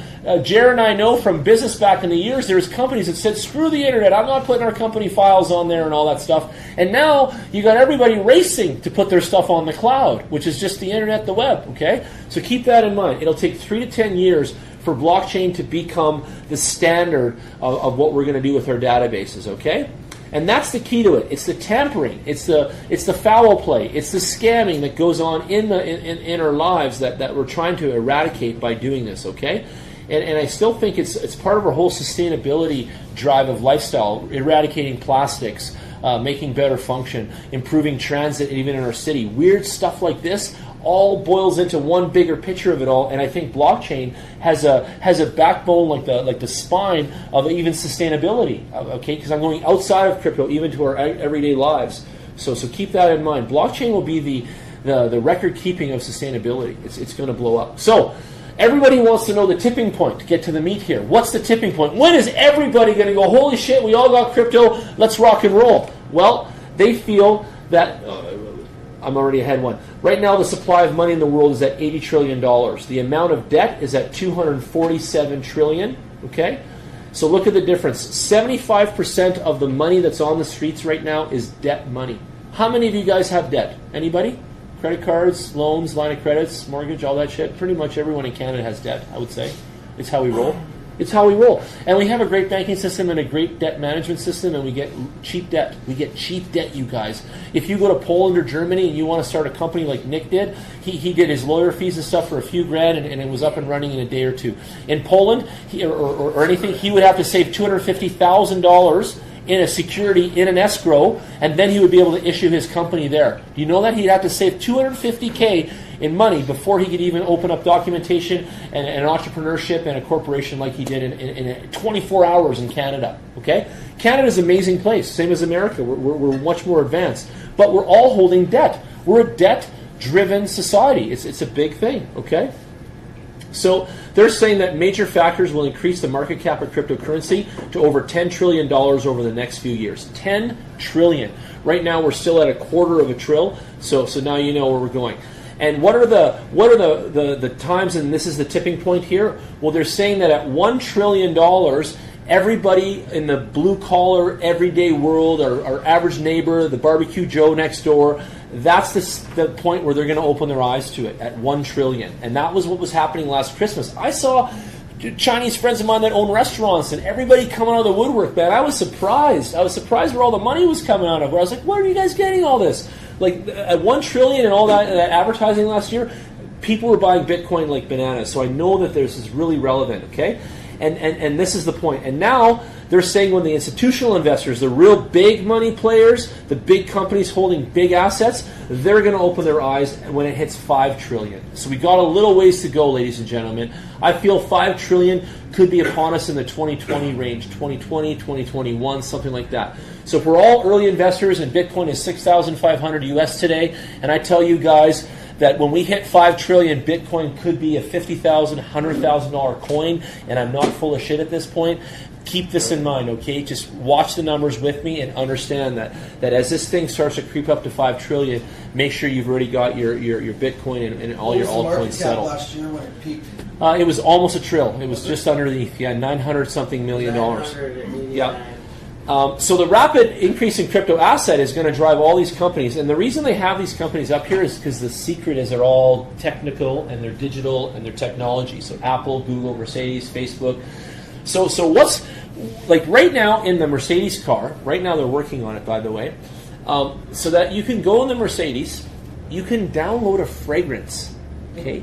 And you can pay for the fragrance like midnight something sexy, and you can pay for it with crypto. Hot date. Yes, I swear to God. There's one that smells like cigar. There's a bunch of them, and Mercedes is doing it right now where there's a little box inside the glove box that sprays this vent smell, and it's all controlled within the app, within the car, within the head office, and you're paying for it with your crypto eventually. This is how it's going to work, and this is just some of the stuff. Hyundai is already all over it because Hyundai is Korean. They own Kia and Hyundai, and that same car company, they're brothers, and they're going to put. They already have a coin. It's something with a D. I can't remember what it was. Me and Corey heard on the radio there. But you're going to be able to download music. You're going to be able to download apps. So you get the car, you get the Hyundai Elantra. Chocolates in your flower. Yes, regular model, just say. And then now you want to get you want Spotify, or you want some of these other apps that didn't come on your base model, but you want the high-end model stuff. Then you pay with crypto. You order that right in the dash, and bing bang. So think of all this. This is all going to be the future here. And Mercedes is going to be the very first car company to offer a crypto payment system inside their option array. All right, think of that. Think of this for a second. How big that is. Imagine. Okay, universities. Okay, here's another thing. Jared's in his 20s here. I think you just turned 20, didn't you? Yeah. Happy birthday, by the way. His age group. Okay. This is it. These are the guys right here. This is the age group. Universities, colleges, sports, all that stuff. These guys are already thinking crypto. They're already got it in the phone. It's already built in. It's going. He doesn't want to carry a wallet. He's already Apple Pay kind of guy, I'm sure, and all this other jazz. Maybe just guessing. It's Mongo Pay. That's fine. That's fine. But the point is that the young people are doing this, and this is their thing. So they're going to go to universities. They don't want to fool around. They want to go get their lunch and all that, and they just want to swipe crypto, pay for things. And the schools and the universities are going to love it too, because they're going to be able to prosper from the velocity like a stock of holding that currency too. Imagine a UFC holding hundreds of thousands of dollars, just an example, and then it's going up, right? And they don't get that with Canadian cash. Churches. I told you guys about the Center Street Church. That's the first church I ever went to when they handed around the point of sale machine down all the pews, and you could just swipe your card and then pass it to Jared, and he'll just chip it and then pass it over to Neil, and she'll throw the MasterCard on it. You know what I mean? And tap it. Like, this is where it's getting to. So keep that in mind too. All of these things that are financially backboned are going to be using crypto. The video games, all that sort of stuff. Crowd-funded projects are going to be at the all-time high and are moving into that season and that segment. We're a crowd. If every one of us right in this room right now could pull $100 out, okay, as an investment tonight, and everybody chipped in just like poker and put it in the middle of the table, each put in $100, we could take that pile, buy a crypto fund. We can't, but we could, just imagine. And we would be able to be a crowd-funded entity and make a decision together of buying something, Raven Coin or something like that. So we're already venture capitalists. We're already those kind of people. We're all our own economy, our own budget, and our own little group here. But we could technically do things that create monetization, income, profit, and group buys and crowdsource things, okay? So that's what crypto's about even here, this ability to create community, the utility token of purpose. There's low barriers to entry, even when we talked about Nick opening his business. Right now, they think that $275 US per person is in value for 1.8 billion people inside of Facebook. Now imagine if Facebook had a coin and it was worth something, right? And times those 1.8 billion people. They don't even have one yet. Facebook is still holding out because of the U.S. government putting a leash on their neck. They haven't stepped up yet, okay? But partnerships with governments connections with banks. That's all going to be happening, but I want you guys to know something. I don't think it's going to be with Bitcoin. In fact, I know it's not. It's going to be with other kinds of coins that are created, Ripple and these things. It's not going to be with Bitcoin. Bitcoin is a peer-to-peer, privately held, individually held item. Okay, keep that in mind. And when you hear about Bitcoin being sold as ETFs and stocks and shares, and some of these companies already have it in their software and all that, I don't want to say it's like a fake Bitcoin, but it's not the same Bitcoin that we're moving around and selling. It's more like a paper trail on Bitcoin, you know, and sold in kind of like a futures ID and things like that. So it's not quite the same idea. So keep that in mind, okay? Be careful where you're stepping, and that's mostly to American side of things. We don't really have a lot of that in Canada. But as far as that, you want to buy the real thing, and you don't want to buy the copy or the fake sauce. Okay, so keep that in mind. But does that open some of your eyes? Does that tell you a little bit of things? So keep that in mind. 1 trillion is the number where all our neighbors are going to break out their wallets and empty their pillowcases. Okay, and at 5 trillion is when all the companies are coming out and they're going to be writing big checks for all kinds of crypto related investments and all that stuff. So what do I do every day when you guys aren't hanging with me? I'll tell you what I'm doing. I am like the patriarch of getting people adopted. Okay, I am out on the streets with my team and my friends, and we're going door to door, company to company, handshaking, kissing babies, educating, inspiring, empowering, sharing. So today we went to the Glendeer Auto Mall in Calgary. Most of you have all been there, where they sell all the cars. Dodge and Ford is there, and Lexus and BMW. We went to every single dealership in that entire array. We left our magazine in every waiter's lounge where they get the coffee and you wait for your oil change and all that. We left all crypto. We just seeded the entire area. We went and saw every finance manager that tried to sell you heated seats and a car starter you didn't need and that crazy undercoating that was $2,000. We went and saw those guys, and we showed them our flyer and our business card and told them that people will do crypto and it's possible. And guess what else we showed them, Nick? You're going to love this. Because I'm the owner of my own company, I can show my own checks, and I'm not afraid. So I sent my rep out with a photocopy of the check from Jaguar, Land Rover, and Jaguar. They shit their pants, Nick. That was the one thing. Give them a flyer, a business card, show them all the stuff. Yeah. They don't give a fuck. Soon as he showed them a photocopy of the check, boom! Eyes lit up. What's that? Oh, wow, they did a deal? Oh, tell me about it. Where? That's my neighbor. And it just snowballed from there. It was bananas. Bananas. So, what does that tell me? It tells me that it's awesome that it's like this. It's awesome that it's early, and it's awesome that we're not there yet, because, man, that's the whole idea of opportunity. We're in that sweet spot. So don't ever be discouraged, ladies and gentlemen. Keep your eyes and ears peeled. Keep your head and your mindsets open, because you guys are in the right frame of work here with crypto, and you're in the right path and that kind of thing. Okay. So with that said, I'm going to bring up Jared right now, and Jared, if you guys, whichever one of you guys wants to chat. Jan, can you bring up the PowerPoint? I'm going to do that right now. That's what I was going to get to. Yeah, I'll pull up your PowerPoint. Any car dealerships accepting Bitcoin yet? No, they won't accept it, but they'll definitely accept Canadian, and then they'll just convert it through us. Yeah, so they should say yes to accepting it, like we're teaching them right now, even on our flyer and such. So we're telling them, say yes to accepting it, and then we'll be your back end that transfers it into Canadian funds, and then that gives them a leg to stand on. I was going to say, while you were at these dealerships, did you talk to any sales managers or general managers while you were there? I don't know who he talked to exactly, everyone, but he went to finance first. That was his mandate. Just so you know. That would be the smart move too. Yeah, we went to finance first. There's a big and Scott, right now, if you want to help with that, or you want to hit the pavement with us, please jump on the bus. Don't be shy. I've got connections with both. I should say all three. McManus guys and Isolari. Yeah, good. You know those guys? Well, we should get some meetings going with them too. You want to get in here? Get out of the way. I just want the first slide. That's it. Okay, I can run this for you. You can chat. Maybe step back too, so you're on the camera, because I think that thing's still running. And you can share it on your profile make too. it much to make it like. Oh yeah, she's still going here. She's going. Sweet. So yeah, get in this little spot so the camera gets you. You can see the PowerPoint right here, just on this edge. Yep, you're perfect. There you go. Say hi to them, man. Everything. Hey everybody. So I'm Jeremy Ostrowski. I'm actually the president and CEO of a company called Zamongo. It's more of my corporate word tonight. So Zamongo is about living the big life. Okay, we are based here in Calgary. This is our head office. So 4.5 years ago, we started a company. Where do I scroll down, John? Just down here? Yeah. Just use the down arrow. Where is it? Just use the down arrow on the keyboard.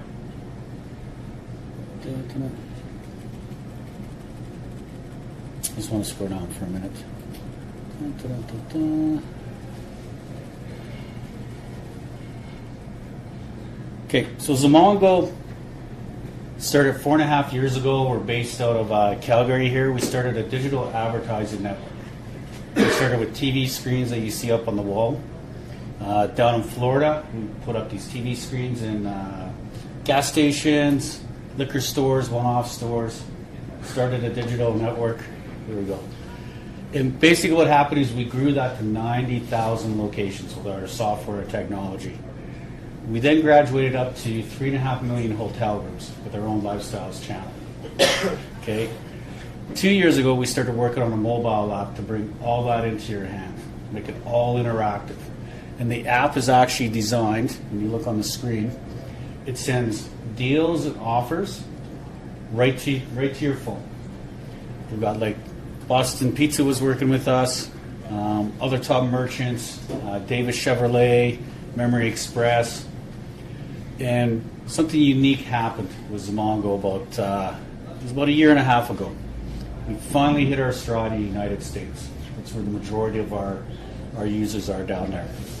And today we have over 40 million people in our ecosystem, between our TV screens, our hotel rooms, and our app. We started working with NASCAR about 2 years ago with our technology, which was app-based and Bluetooth. Well, this year in June, we got our own NASCAR race, called the Zamongo 200.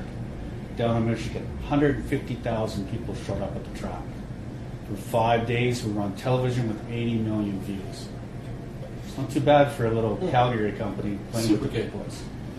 Okay. What's been really unique is for 2 years, we've had groups and organizations coming to us to say, you got to be part of this crypto wave. You got to put the crypto coin in your app. You've got to utilize your ecosystem. Well, whoops, what happened here? This is why. Okay, so here's what we've done. Use the arrow keys if you want to. I'm just going to leave it on this screen. So basically, after creating this huge, I can't run them both. You get up here, Jared. Come on. Come on, young blood. You know how to use the arrow keys. That's all you got to do. Help your dad out. I'll just go to the first screen for now. So basically, what we did is we created a new company and organization headed up by Jared. So this is Jared Ostrowski. He's actually the CEO of Mongo Coin. So we've taken Zamongo and we've broken it down to Mongo Coin. We've got a two-part system. Well, now your battery's dying. Where is it? Okay, so we have a two-part system. So here you'll get to watch firsthand what is it like to actually launch cryptocurrency coin with the second component, tokens. This is a two-part system here where the coin itself runs as its own marketplace, just as all the other cryptos do. Okay, part of our background is one of our last projects, we did DVD kiosks. We were the largest competitor to Redbox. I don't know who they are. Okay, we had our machines in Husky, Max, Esso, Petro Canada, in Canada and US. We actually took that company to NASDAQ. So you've got an organization, I'm a former president and CEO of the NASDAQ Pubco. It's not a bad gig. It's a full contact sport around the public markets. We've drawn on that experience and expertise to launch the Mongo Coin.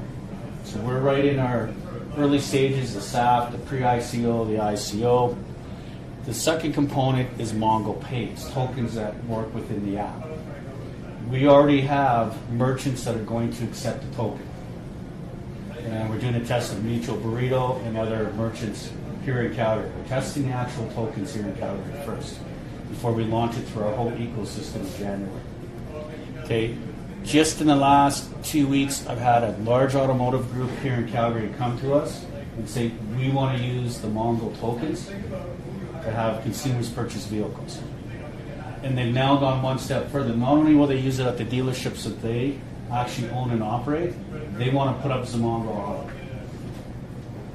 So you're basically, you said you had 90,000 different locations, digital marketing platform? I did. And is that what you're using that client base in order to get this coin in use? It is. I already have an ecosystem.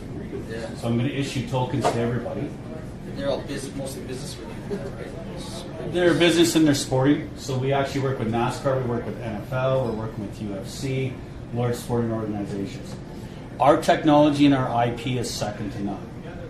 And I'm not speaking out of turn. We play in the same space as Google and Facebook with our app. What our app does is it does three things. When NASCAR contacted us, they wanted us to show up on site. We took over a whole racetrack. We just didn't have a race. We took over the racetrack where we had an adrenaline zone. If you look at us on our Instagram, we have over 540,000 followers. To that from coming from Calgary. When you look at our Instagram and I pull it up, we have a bunch of events, cars, and vehicles. There's our Instagram now. We're at 543,000. So we have Camaros and Hellcats and diesel rat rods that have come off of Vegas rat rods. Jared and I have been on some of the TV shows that are on velocity and speed and all that. So we're the ones that show up in character and say, hey, we need you to build a car for us. Well, how much time I have? We have an hour. What? Is that show an hour long? We'll come back in an hour. We'll go grab some lunch. But that being said, what we did is we built a brand. Probably scroll down to the Zamongo side. So I talked about the two-tiered system, but it took us 4.5 years to build this brand, Zamongo. It's taken off. We've created a movement. And I think that's what really attracted us now to the crypto space. To this group here, we were fortunate enough to meet with Corey and Nick and Jan. We came to their convention. We were already working with groups out of Vancouver and over in Malta and that. But what we really liked was embracing of it working as a community. Because that's what Zamongo is. It's living the big life. It's empowering people. And we're empowering people to use the app in an Uber setting. They go to merchants, they can gain token rewards. We're going to do airdrops. We do giveaways. We give away our beds cars at the end of the year. We pick one lucky winner. The couple that won this year was out of Mississippi. When they won the car, it was one of our Camaros. We said, hey, why don't we fly you to the Daytona 500 race? Not only will we give you the car, we'll put you up in a hotel suite across from the track. You can hang out with Team Zamongo. We'll take you right onto the track. We'll take you to pit roll. You'll get to go behind the scenes with us. It's about living the big life. We had one of our NASCAR drivers hand him the keys of the car, do a burnout in the parking lot. Boom, now they got a car it's got some provenance to it. So again, we have the same sweepstakes. This is how we get people to download our app. Download the app to win not just cars, but cool swag and other items. So we're one of the few that actually has an ecosystem. We actually have retailers that actually accept the token. So that's what we're putting in place right now. Nick is working with us because for us, when we started Mongo Coin, we actually put up $5 million of our own money. Jared put up $2 million, I put up $1 million, and Sean was sitting here put up another $2 million. Okay, we have another component. Let's go down to our exchange. You raised a good point. How do you get a bank that's going to allow you to use your coins and switch it to fiat? Well, what we're actually doing, we're putting up our own exchange. So we've actually acquired a bank that was on 10th Avenue, and that's Sean's contribution. He owns the building that had the bank in it. So we're putting up our own Mongo coin exchange. And it's actually its core, its foundation of the bank is foreign exchange. It'll be a foreign exchange bank. Mongo coin will be in there. We'll do other cryptocurrencies, so you'll be able to actually walk into our bank and exchange your coins for currency and vice versa. We also come from the banking world. We ran a credit card company. Okay, we did a program with MBNA about 18 years ago with the same school rewards credit card. So we come from the credit card world. We come from the distribution of content. We have multiple retailers that participate with us. We have access points of large volume of sporting events. You can show up on site. Go back up to our app. So as a bank too, you get into the lending world with security with Bitcoin. We're not going to go that far yet. One thing that we do really good, listen, there's 1,000 ideas spun a day. Our head office is actually out at the Springbank Airport. We have a couple of hangars there. One is the ultimate office man cave. Outside it looks like a hangar. You walk in, you walked into a whole different world. It's a 3-level Western suite, 38 TVs. These guys have been there. It's sick. It's got its own club lighting. It's got its own live stage. But what it is we're in that fast, high-paced world. So that's what we created for our environment. So when we're in there and you've got the lights going and the sound and the TVs, we cut through all of it. We're very focused on our business strategies. That's why it took us 2 years to actually enter into this crypto space. And that, what do? We split it into two because our main lead law firm on this project is Gavins. They've already mapped out a roadmap from us, doing everything here in Alberta, in Canada, BC, over to Malta. Where are you at in the regulations process for the bank? We just basically have to start renovating it. But to get government approval, or I don't know how that works. Foreign exchange is a little bit different. We're putting up the cash. So it's our bank. So it runs under different regulations. It's not a full-fledged bank where you walk in and get loans, securities. You're exchanging cash, we're exchanging cash with you. So it's a different platform. So here's, and I'm going to show you a little bit about our IP, what makes us so unique in this space. So on this slide here, when NASCAR and all the other big organizations actually work with us, and I want to stress this point, NASCAR called us, the NFL called us. We didn't go knocking on the door, hey, would you like to work with us?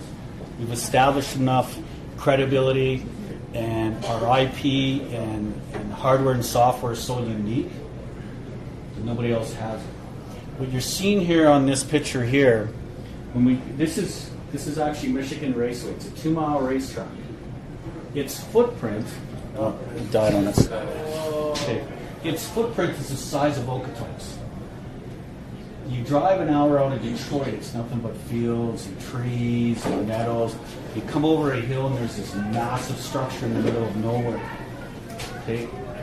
Come the 2 race weekends that are there, 150,000 people converge on this racetrack in RVs. It's one large tailgate party.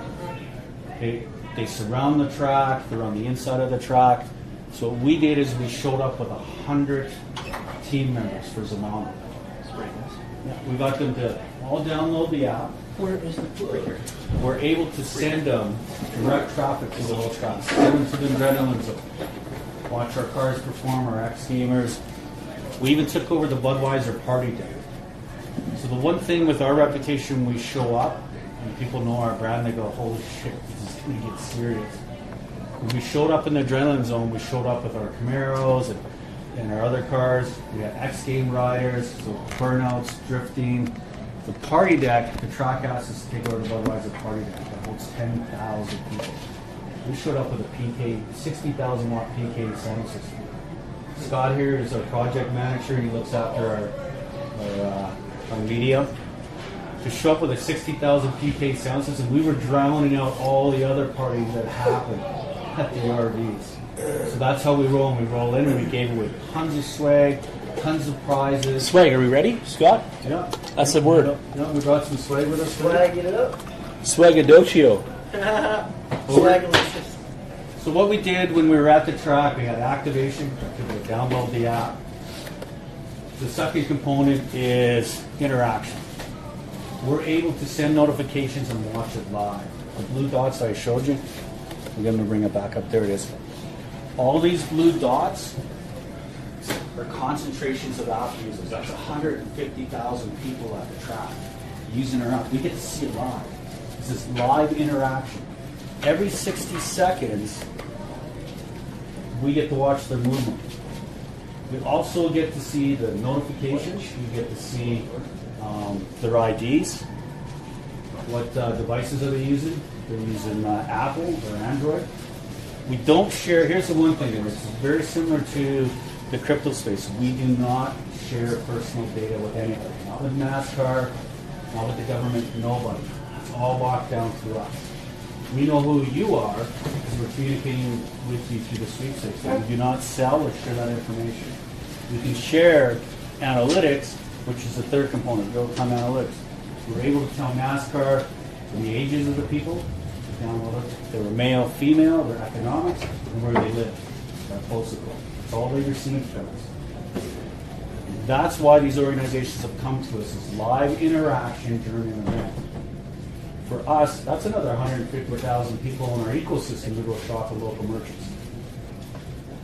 That's what makes our program so powerful. And this is why we've now put inside our ecosystem the cryptocurrency and the token. So now you guys get to watch it live in your backyard to see how a program like this actually rolls out. Nick's working with us. So one of the things that we've done is being part of the sharing space of the crypto world is we're actually going to share with people to be part of this along the way.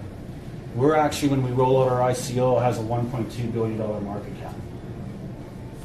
It may sound ambitious, but it's not. You take 40 million plus people, and they all have the app, and they all actually have the tokens.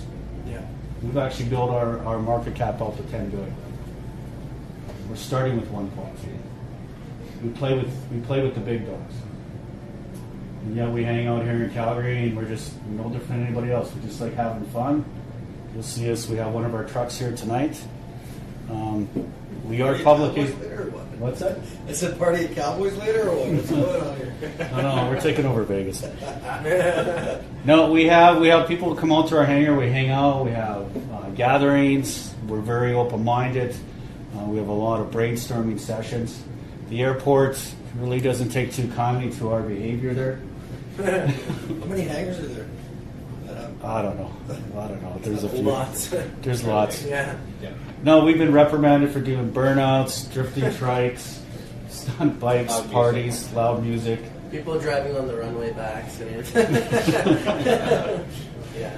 But no, we're really excited to be part of this community, and it's nice that you have Cody here and Nick and this whole team here in your backyard. It's a huge resource.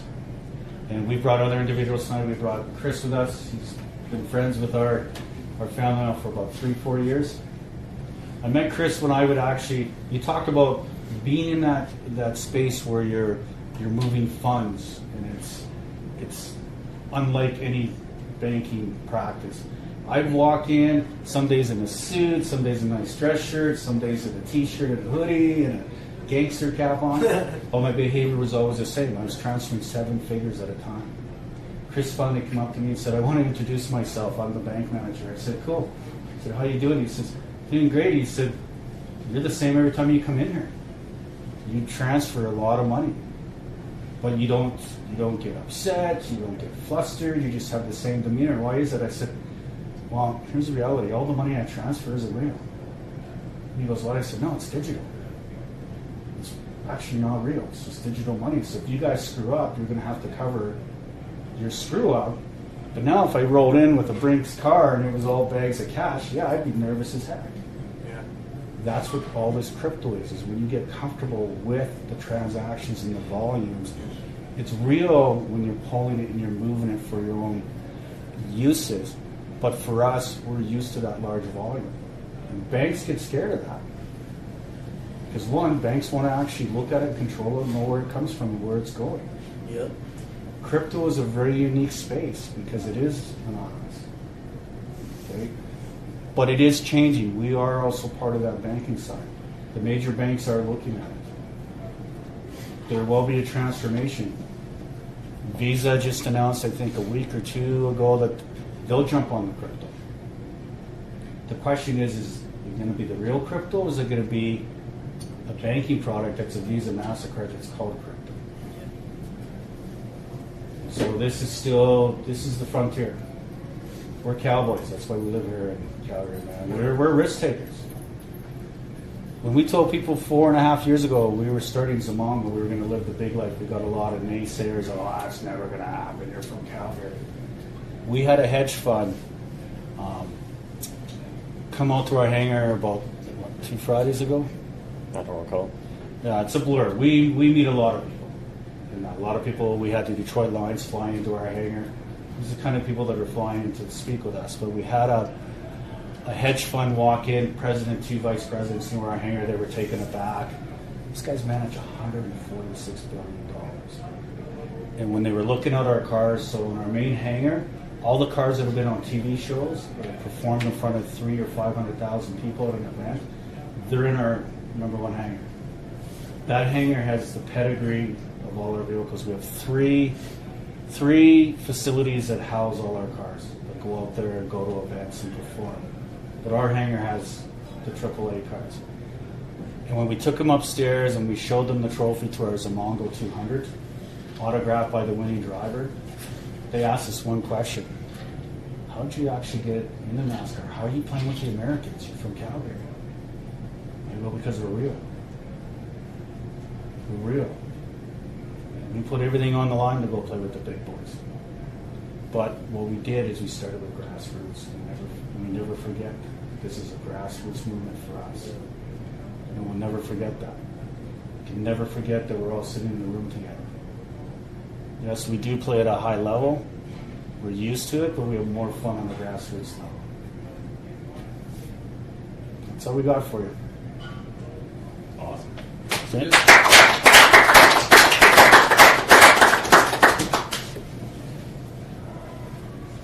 You guys any further questions? You can talk to Nick. Nick, certainly, we can talk in a little while. Well, you guys should all download the app now and enter the contest. You have a chance to win a sweet car. So, yeah. Chances of a Canadian winning this year are good too. Yeah, exactly, right? Well, most of the contest entries are on. No, I'm kidding. Yeah, so anybody have any questions for any one of us here? This is the awkward moment where it's like, yes. Was your company started with crypto gains or with capital gains? Like investment, venture capital, like how did you guys fund the startup of this business? It was probably just capital gains, and it was. In the crypto space? Well, no, not it was just primarily venture. We didn't really deal with crypto. Crypto is something that we've been asked to do for about a year and a half, almost going on 2 years now. Where a lot of people have been looking for a solution in our app, because again, it would also generate more app users in the end, because people are using the app more. So, Well, the digital cash, perfect market. yeah. So you started as like a digital marketing firm, Yeah. and then just built that user base up like, through all those social media outlets. Yeah. And now you're just doing a coin offering to take to the next level kind of thing and use that. Yeah, that's the general idea. Bringing the future one step closer to the future. So with you can deposit fiat into a bank account with this bank, and is it have to go into your coin, or people be able to buy Bitcoin or trade through your exchange? I guess. So your start off is going to be our coin only, but then later down the line we're going to start going with other coins.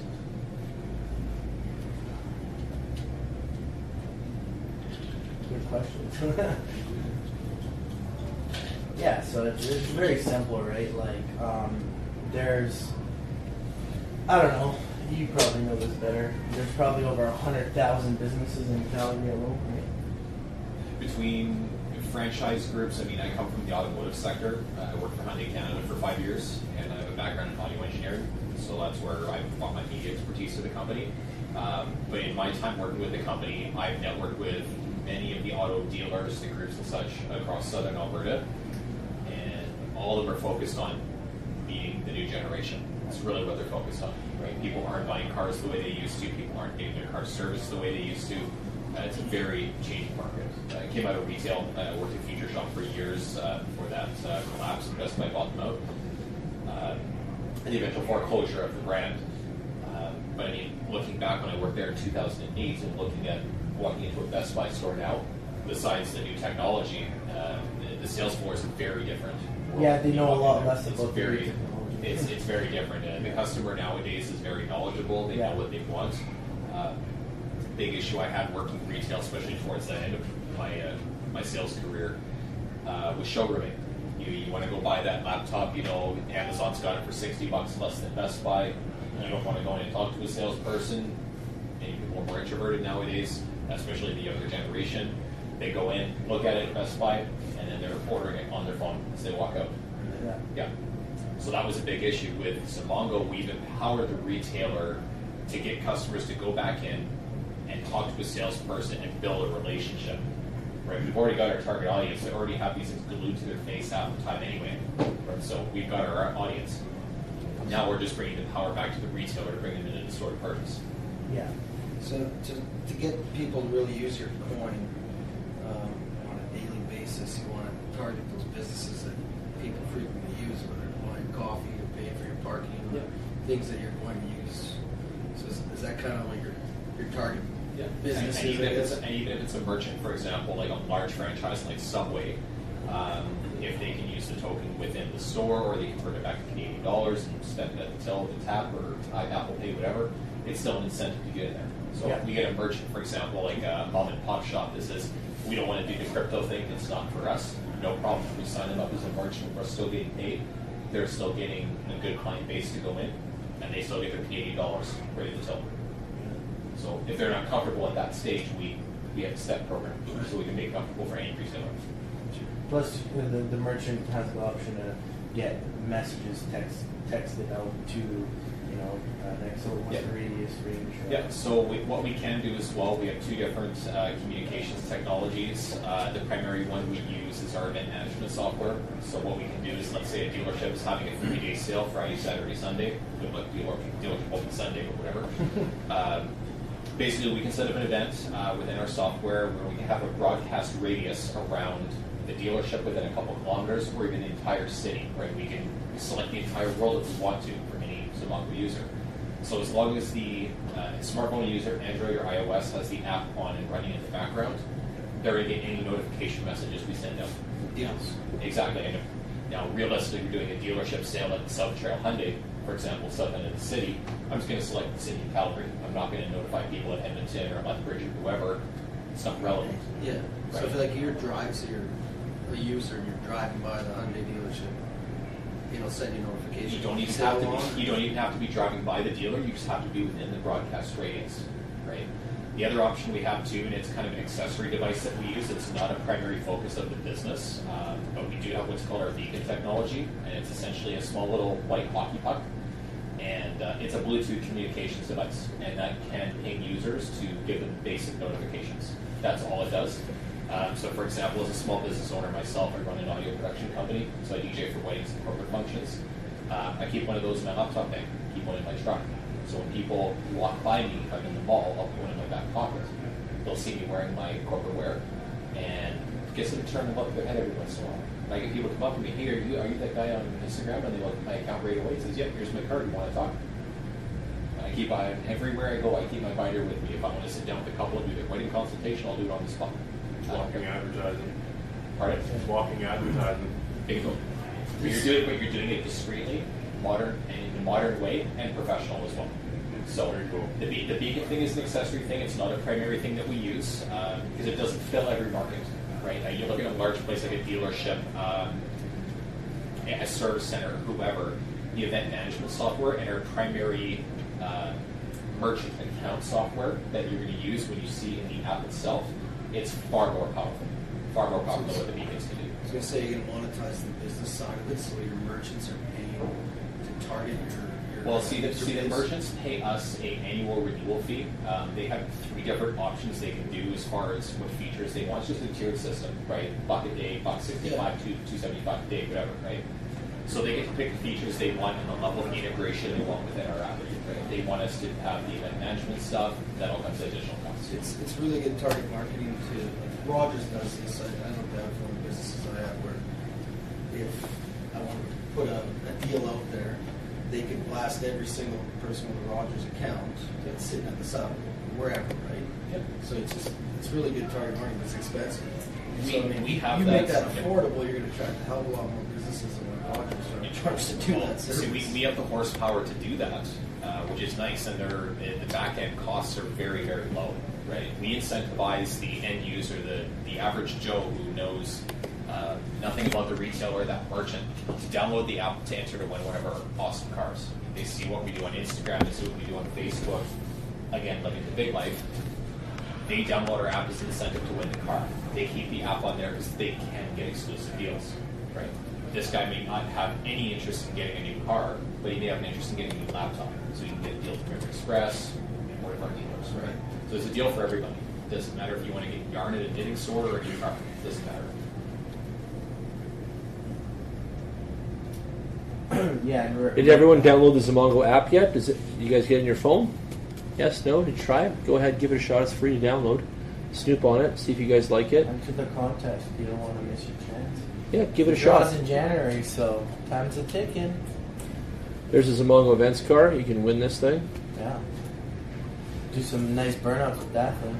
And you guys, you also know participation makes all this stuff happen too, and that's why we're trying to get different merchants and all these things on there. So it'll take some time to build up velocity, but it's all just a development really right now in progress. But it's also developed, right? So it's got its thing going, and it's further developing. So it all comes from people and merchants, that same human horsepower that powers everything else.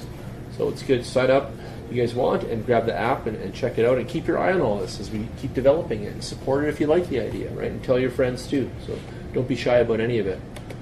What else can we cover tonight? What else we should go over? You guys got anything? Why don't we talk to some of the new people really quick and just ask some questions? Want to have a seat? You're new to it today. Yeah. I'll deal with you all the time and all that stuff. Tell them your name and tell them why you're here and just what you're involved in for a quick minute. My name is Braden Criddle. I've got a company called Crypto Resources. Can I pull up a website or anything? Yeah, you can. It's a pretty basic website, but Crypto Resources? .ca.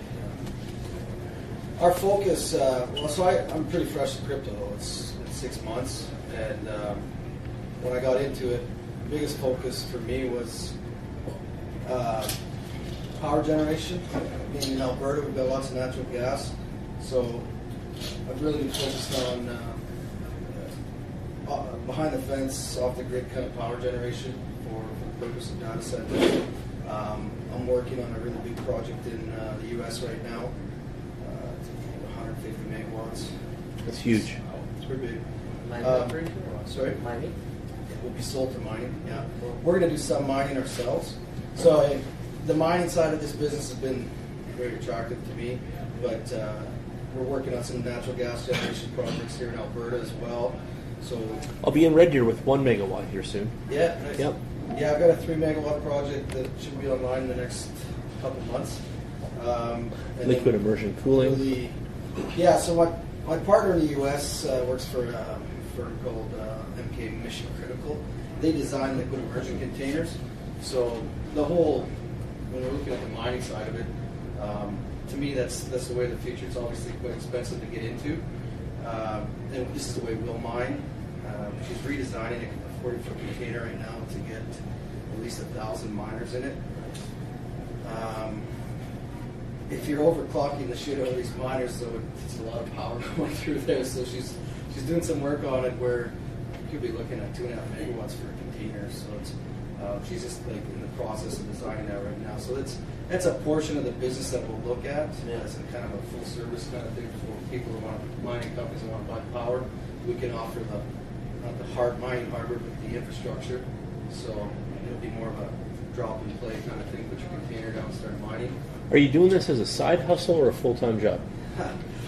You know what? I'm pretty much the definition of an entrepreneur. I've always been.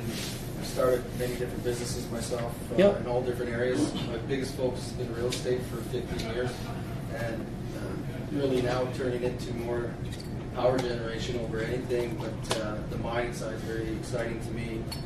Just cryptocurrency and blockchain in general, everything about it, it makes sense. It is the future.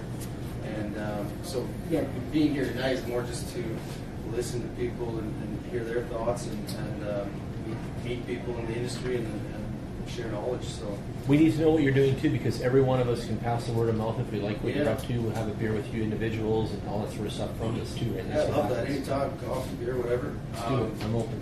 Yeah. Do you have cards to hand out? Yeah, I've got a few cards here. You can hand over. Come see Braden if you guys want a card. We're going to move on to this guy next. Sure. Tell us your story. Well, my name is Kenneth. My name is Chris. Your name's Chris? Chris, yeah. Yeah. I've known Jordan for a while. I'm actually here for Jordan. He's invited me to come in, but I've been interested in cryptocurrency as well. Okay. Well, I'm from Africa, as you can see. Yep.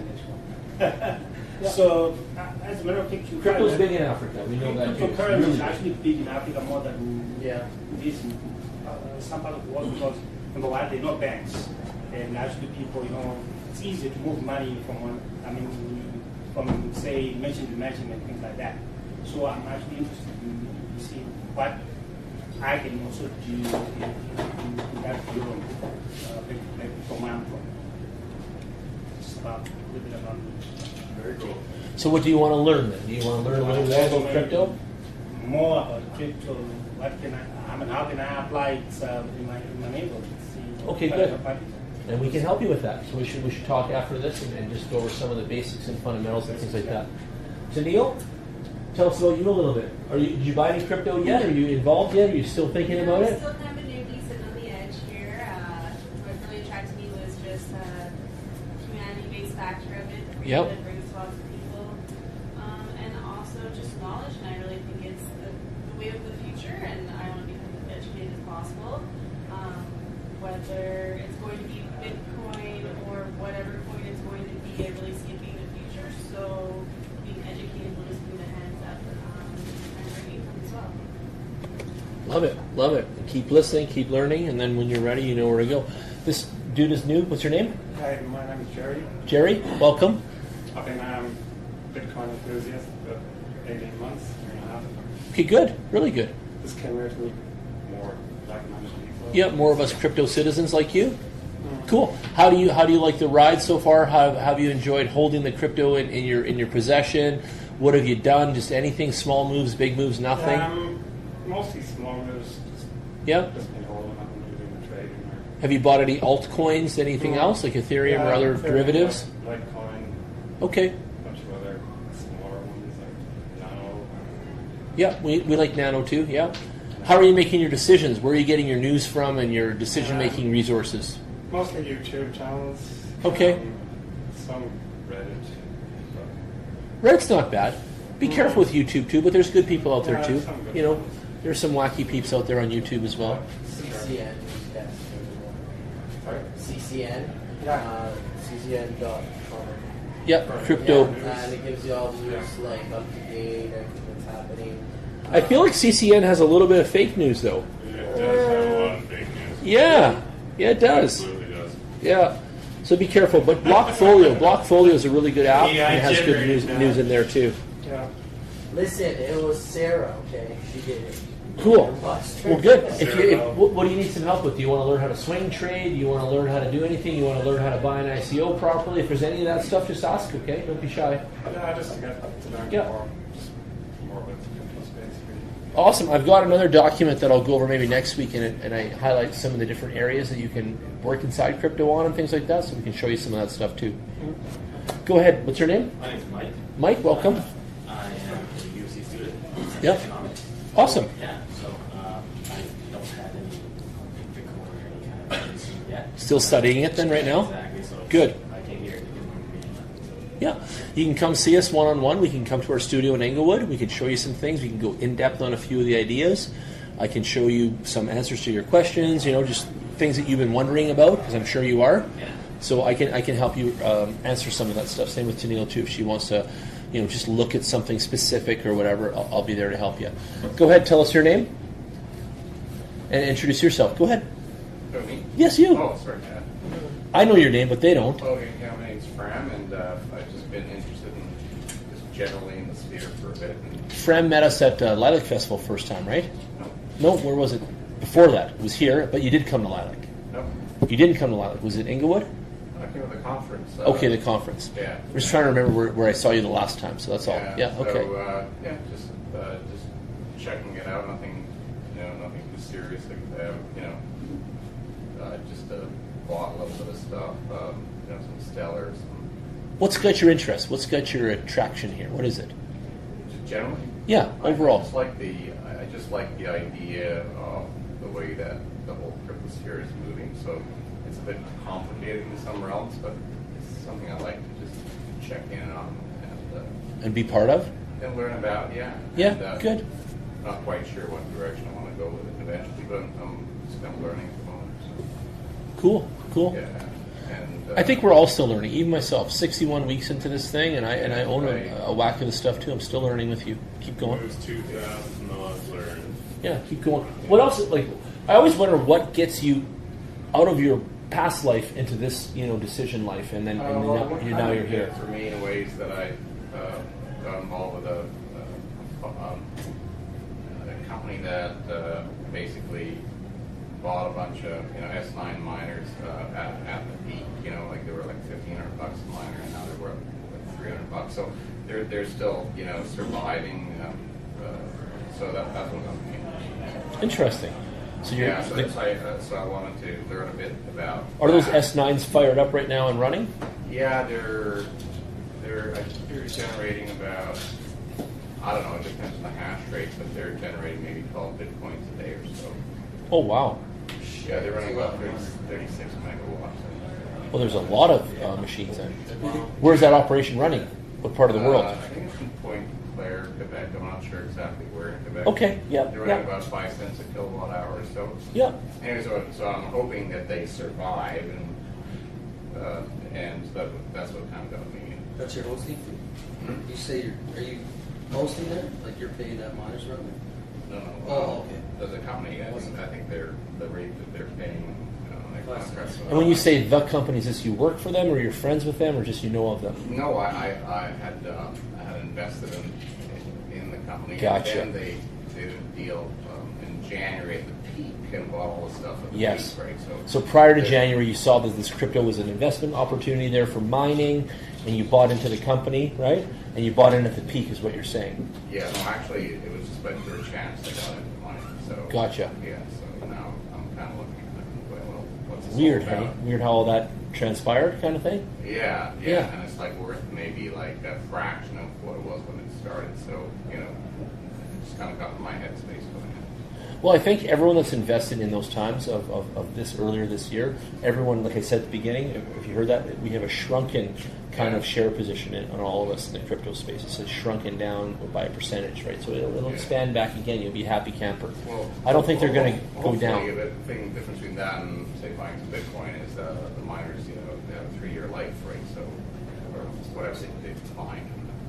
Yeah, well, they don't So as long- decline. The machine will keep running for a long time. But Yeah, oh yeah. I always thought that like The hash rate gets the complexity. The hash rate machine complexity is actually, going to change. Like degrade over 3 years. I don't know what happens to the machines that like get 3 years and it's done. Or what? No, they can wear out too, like they're anything else that's Okay. mechanical or digital or such. But it's just they last a long time too. You just switch out different cars and things like that. But it's not Okay. like the whole warehouse is going to shut down after 3 years. It's not like that, right? Oh, that That would kind of suck. rebuild or whatever. Exactly. You're going to have pieces and parts. Oh, okay. Yeah, you'll be fine. Even at the Bitfury site there in Medicine Hat, they're replacing one here and there and just things like that because things fail in this business. That's how it is. Cool. So Yeah. I've been kind of phoning the guy running it and talking to him a little bit, and I wanted Mm-hmm. to see if I could help out somehow. So anyway, I don't know if I'll be able to or not, but that's also something interesting. So you're an investor in it? Yeah, like Good. I'd like to be able to maybe help them out in like business development or investor relations or anything. I've got some skills. Why don't you come help us? We need more people on our team right here in Calgary. We need some business development and investor relations. We got a position for you right here in Inglewood. Just come on down. Okay, new guy back here. What's your name again? Taylor. Taylor. Yeah. I met you before. Yeah, Yeah. I do a couple of these events. But tell us about you a little bit. We haven't heard from you ever. Yeah, I basically just stumbled into this space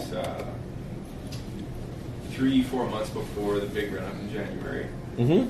through your meetups. Yep. I'd seen it a couple years before. Saw it at about $50 when I was going through grade school. Are you a gamer by any chance? You play games and stuff like that online? Not too much, a little bit of Counter-Strike Go. Okay. but How is Bitcoin familiar to you? Where was it? Where was your friends that showed you? Where did it come from? Media. So Okay. I saw it in the media 3 separate times. 4th time was media again. Dan Brazilian, actually. Oh yeah. Sure. It's like, Dan? "Bought Bitcoin. Yeah, the new Hugh Hefner. And yeah, so a month later I purchased a couple, came to your meetups, long story short, had some decent gains. Ever since then, just been developing a completely strict system to investing. I'm not really concerned with mining or what's going on in the space so much, just pretty much Okay. price action and volume. Okay. So, And strictly based on Bitcoin. yeah, Bitcoin, Ethereum a little bit. Okay. But I wouldn't dabble in any ICOs or Anything that outside doesn't of have that. like a tangible revenue or Yes, makes something like sense. that, so. Yep. You're not a speculative gambler. You're definitely on the value, and you need to have ROI right away. Well, Bitcoin came out of my speculative kind of section of my portfolio. Yep. Luckily, it did the greatest. That increased quite a bit, but I don't think it's as speculative as I did back in the time when I looked at it first, right? It's Good. become more of a solid assurance. Good to hear that too. I'm definitely net long on Bitcoin. Yeah, me too. So how do you feel about it even right this minute? Is this something that, hey, if I had the budget, I would buy some more right now kind of thinking? Do you feel like that?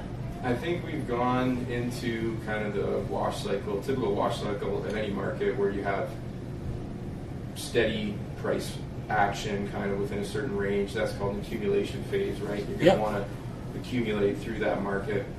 And you start to see breakout patterns, markets testing old highs, which in this case would be the 20K, 24K range. Yep. Once we start to retest those highs again, I personally would probably stop buying. Okay. Kind of lock everything up and get ready and see if it starts to go parabolic again, and then I'd be selling into that pressure. So. Excellent. Me too. I'm following the exact same plan as you. Yeah. Neat. Good It's job. very easy to talk about, but it's pretty hard to execute. Right? It is so. Like he was saying, the hype was there. People were buying miners. Like I myself invested some of that money in a smaller mining operation, nothing like you got, but or you were talking about, but. I don't own it. I just Yeah. Sorry, but it's a long play, that one. Yeah. For sure. But I figured that making a small long play like that could pay off. So I built a little Ethereum miner, and it's got 6 graphics cards running. And Cool. Perfect. Yeah, that's good that you're bringing in a little bit of dough there. You're experiencing some areas of it, but you're staying solid on the money side and the trading side. Yeah, So the good. trading side is more appealing to me for sure. Good. Go ahead. What's your name and where are you from? My name's Denver. Yeah. I was into cryptocurrency like over a year and a half ago. Okay. I didn't really put any money into it, but I was watching it a lot, and Yeah. then, I sort of forgot about it until recently, where I just met Nick and he told me to come check it out. So Cool. Yeah. So how do you feel about it today? Is this something that you want to entertain again? You want to get involved a little bit, or what? What do you think? Right now, I think I'll just keep an open mind. I'm not Okay. sure yet. Yep. But that's how you're feeling. Eh? Right. You're looking at things like that. Yeah. Have you invested in anything else? Are you an investor-minded guy, or what are you looking at? You want to become an investor through this kind of mechanism, or what? like, what do you mean? Like you want to use crypto as your investment tool? Yeah. Is that the idea of why you're looking? Sort of, yeah. Okay. Have you invested in anything before?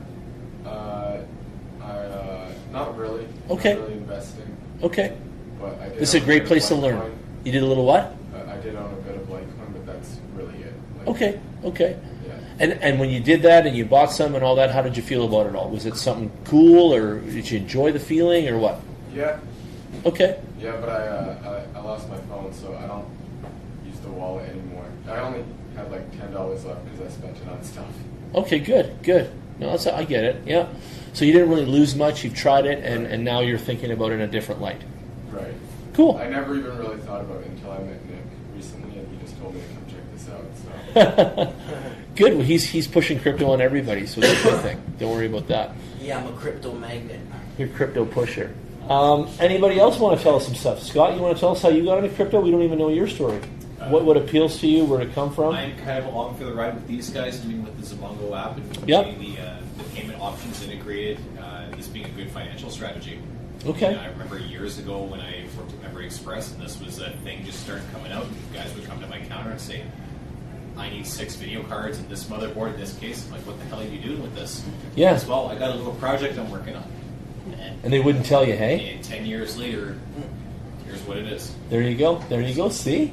So you heard about this way back in the days there, right? Yeah. If I invested back What in were the day- cards they were buying then? Was it 1050s? No, that'd be Prior to that? No, it'd be like GTX 480s, 4, Wow. 4 series, Yeah. NVIDIA stuff. Yeah. 6950, 6970 cards. I remember those. They're nice. That's 10 years ago. So. Yeah. I'm running a 1080 on my machine now, but that's for gaming, multimedia, not for mining. So. Yeah. But you could mine with that too. What are you pressing or stop? No, I'm just moving it. So No, you can press stop. We can shut her down Oh, anyway. okay. It's 9:30. We can move into some other stuff, but yeah, hit stop. Awesome, and I'll stop.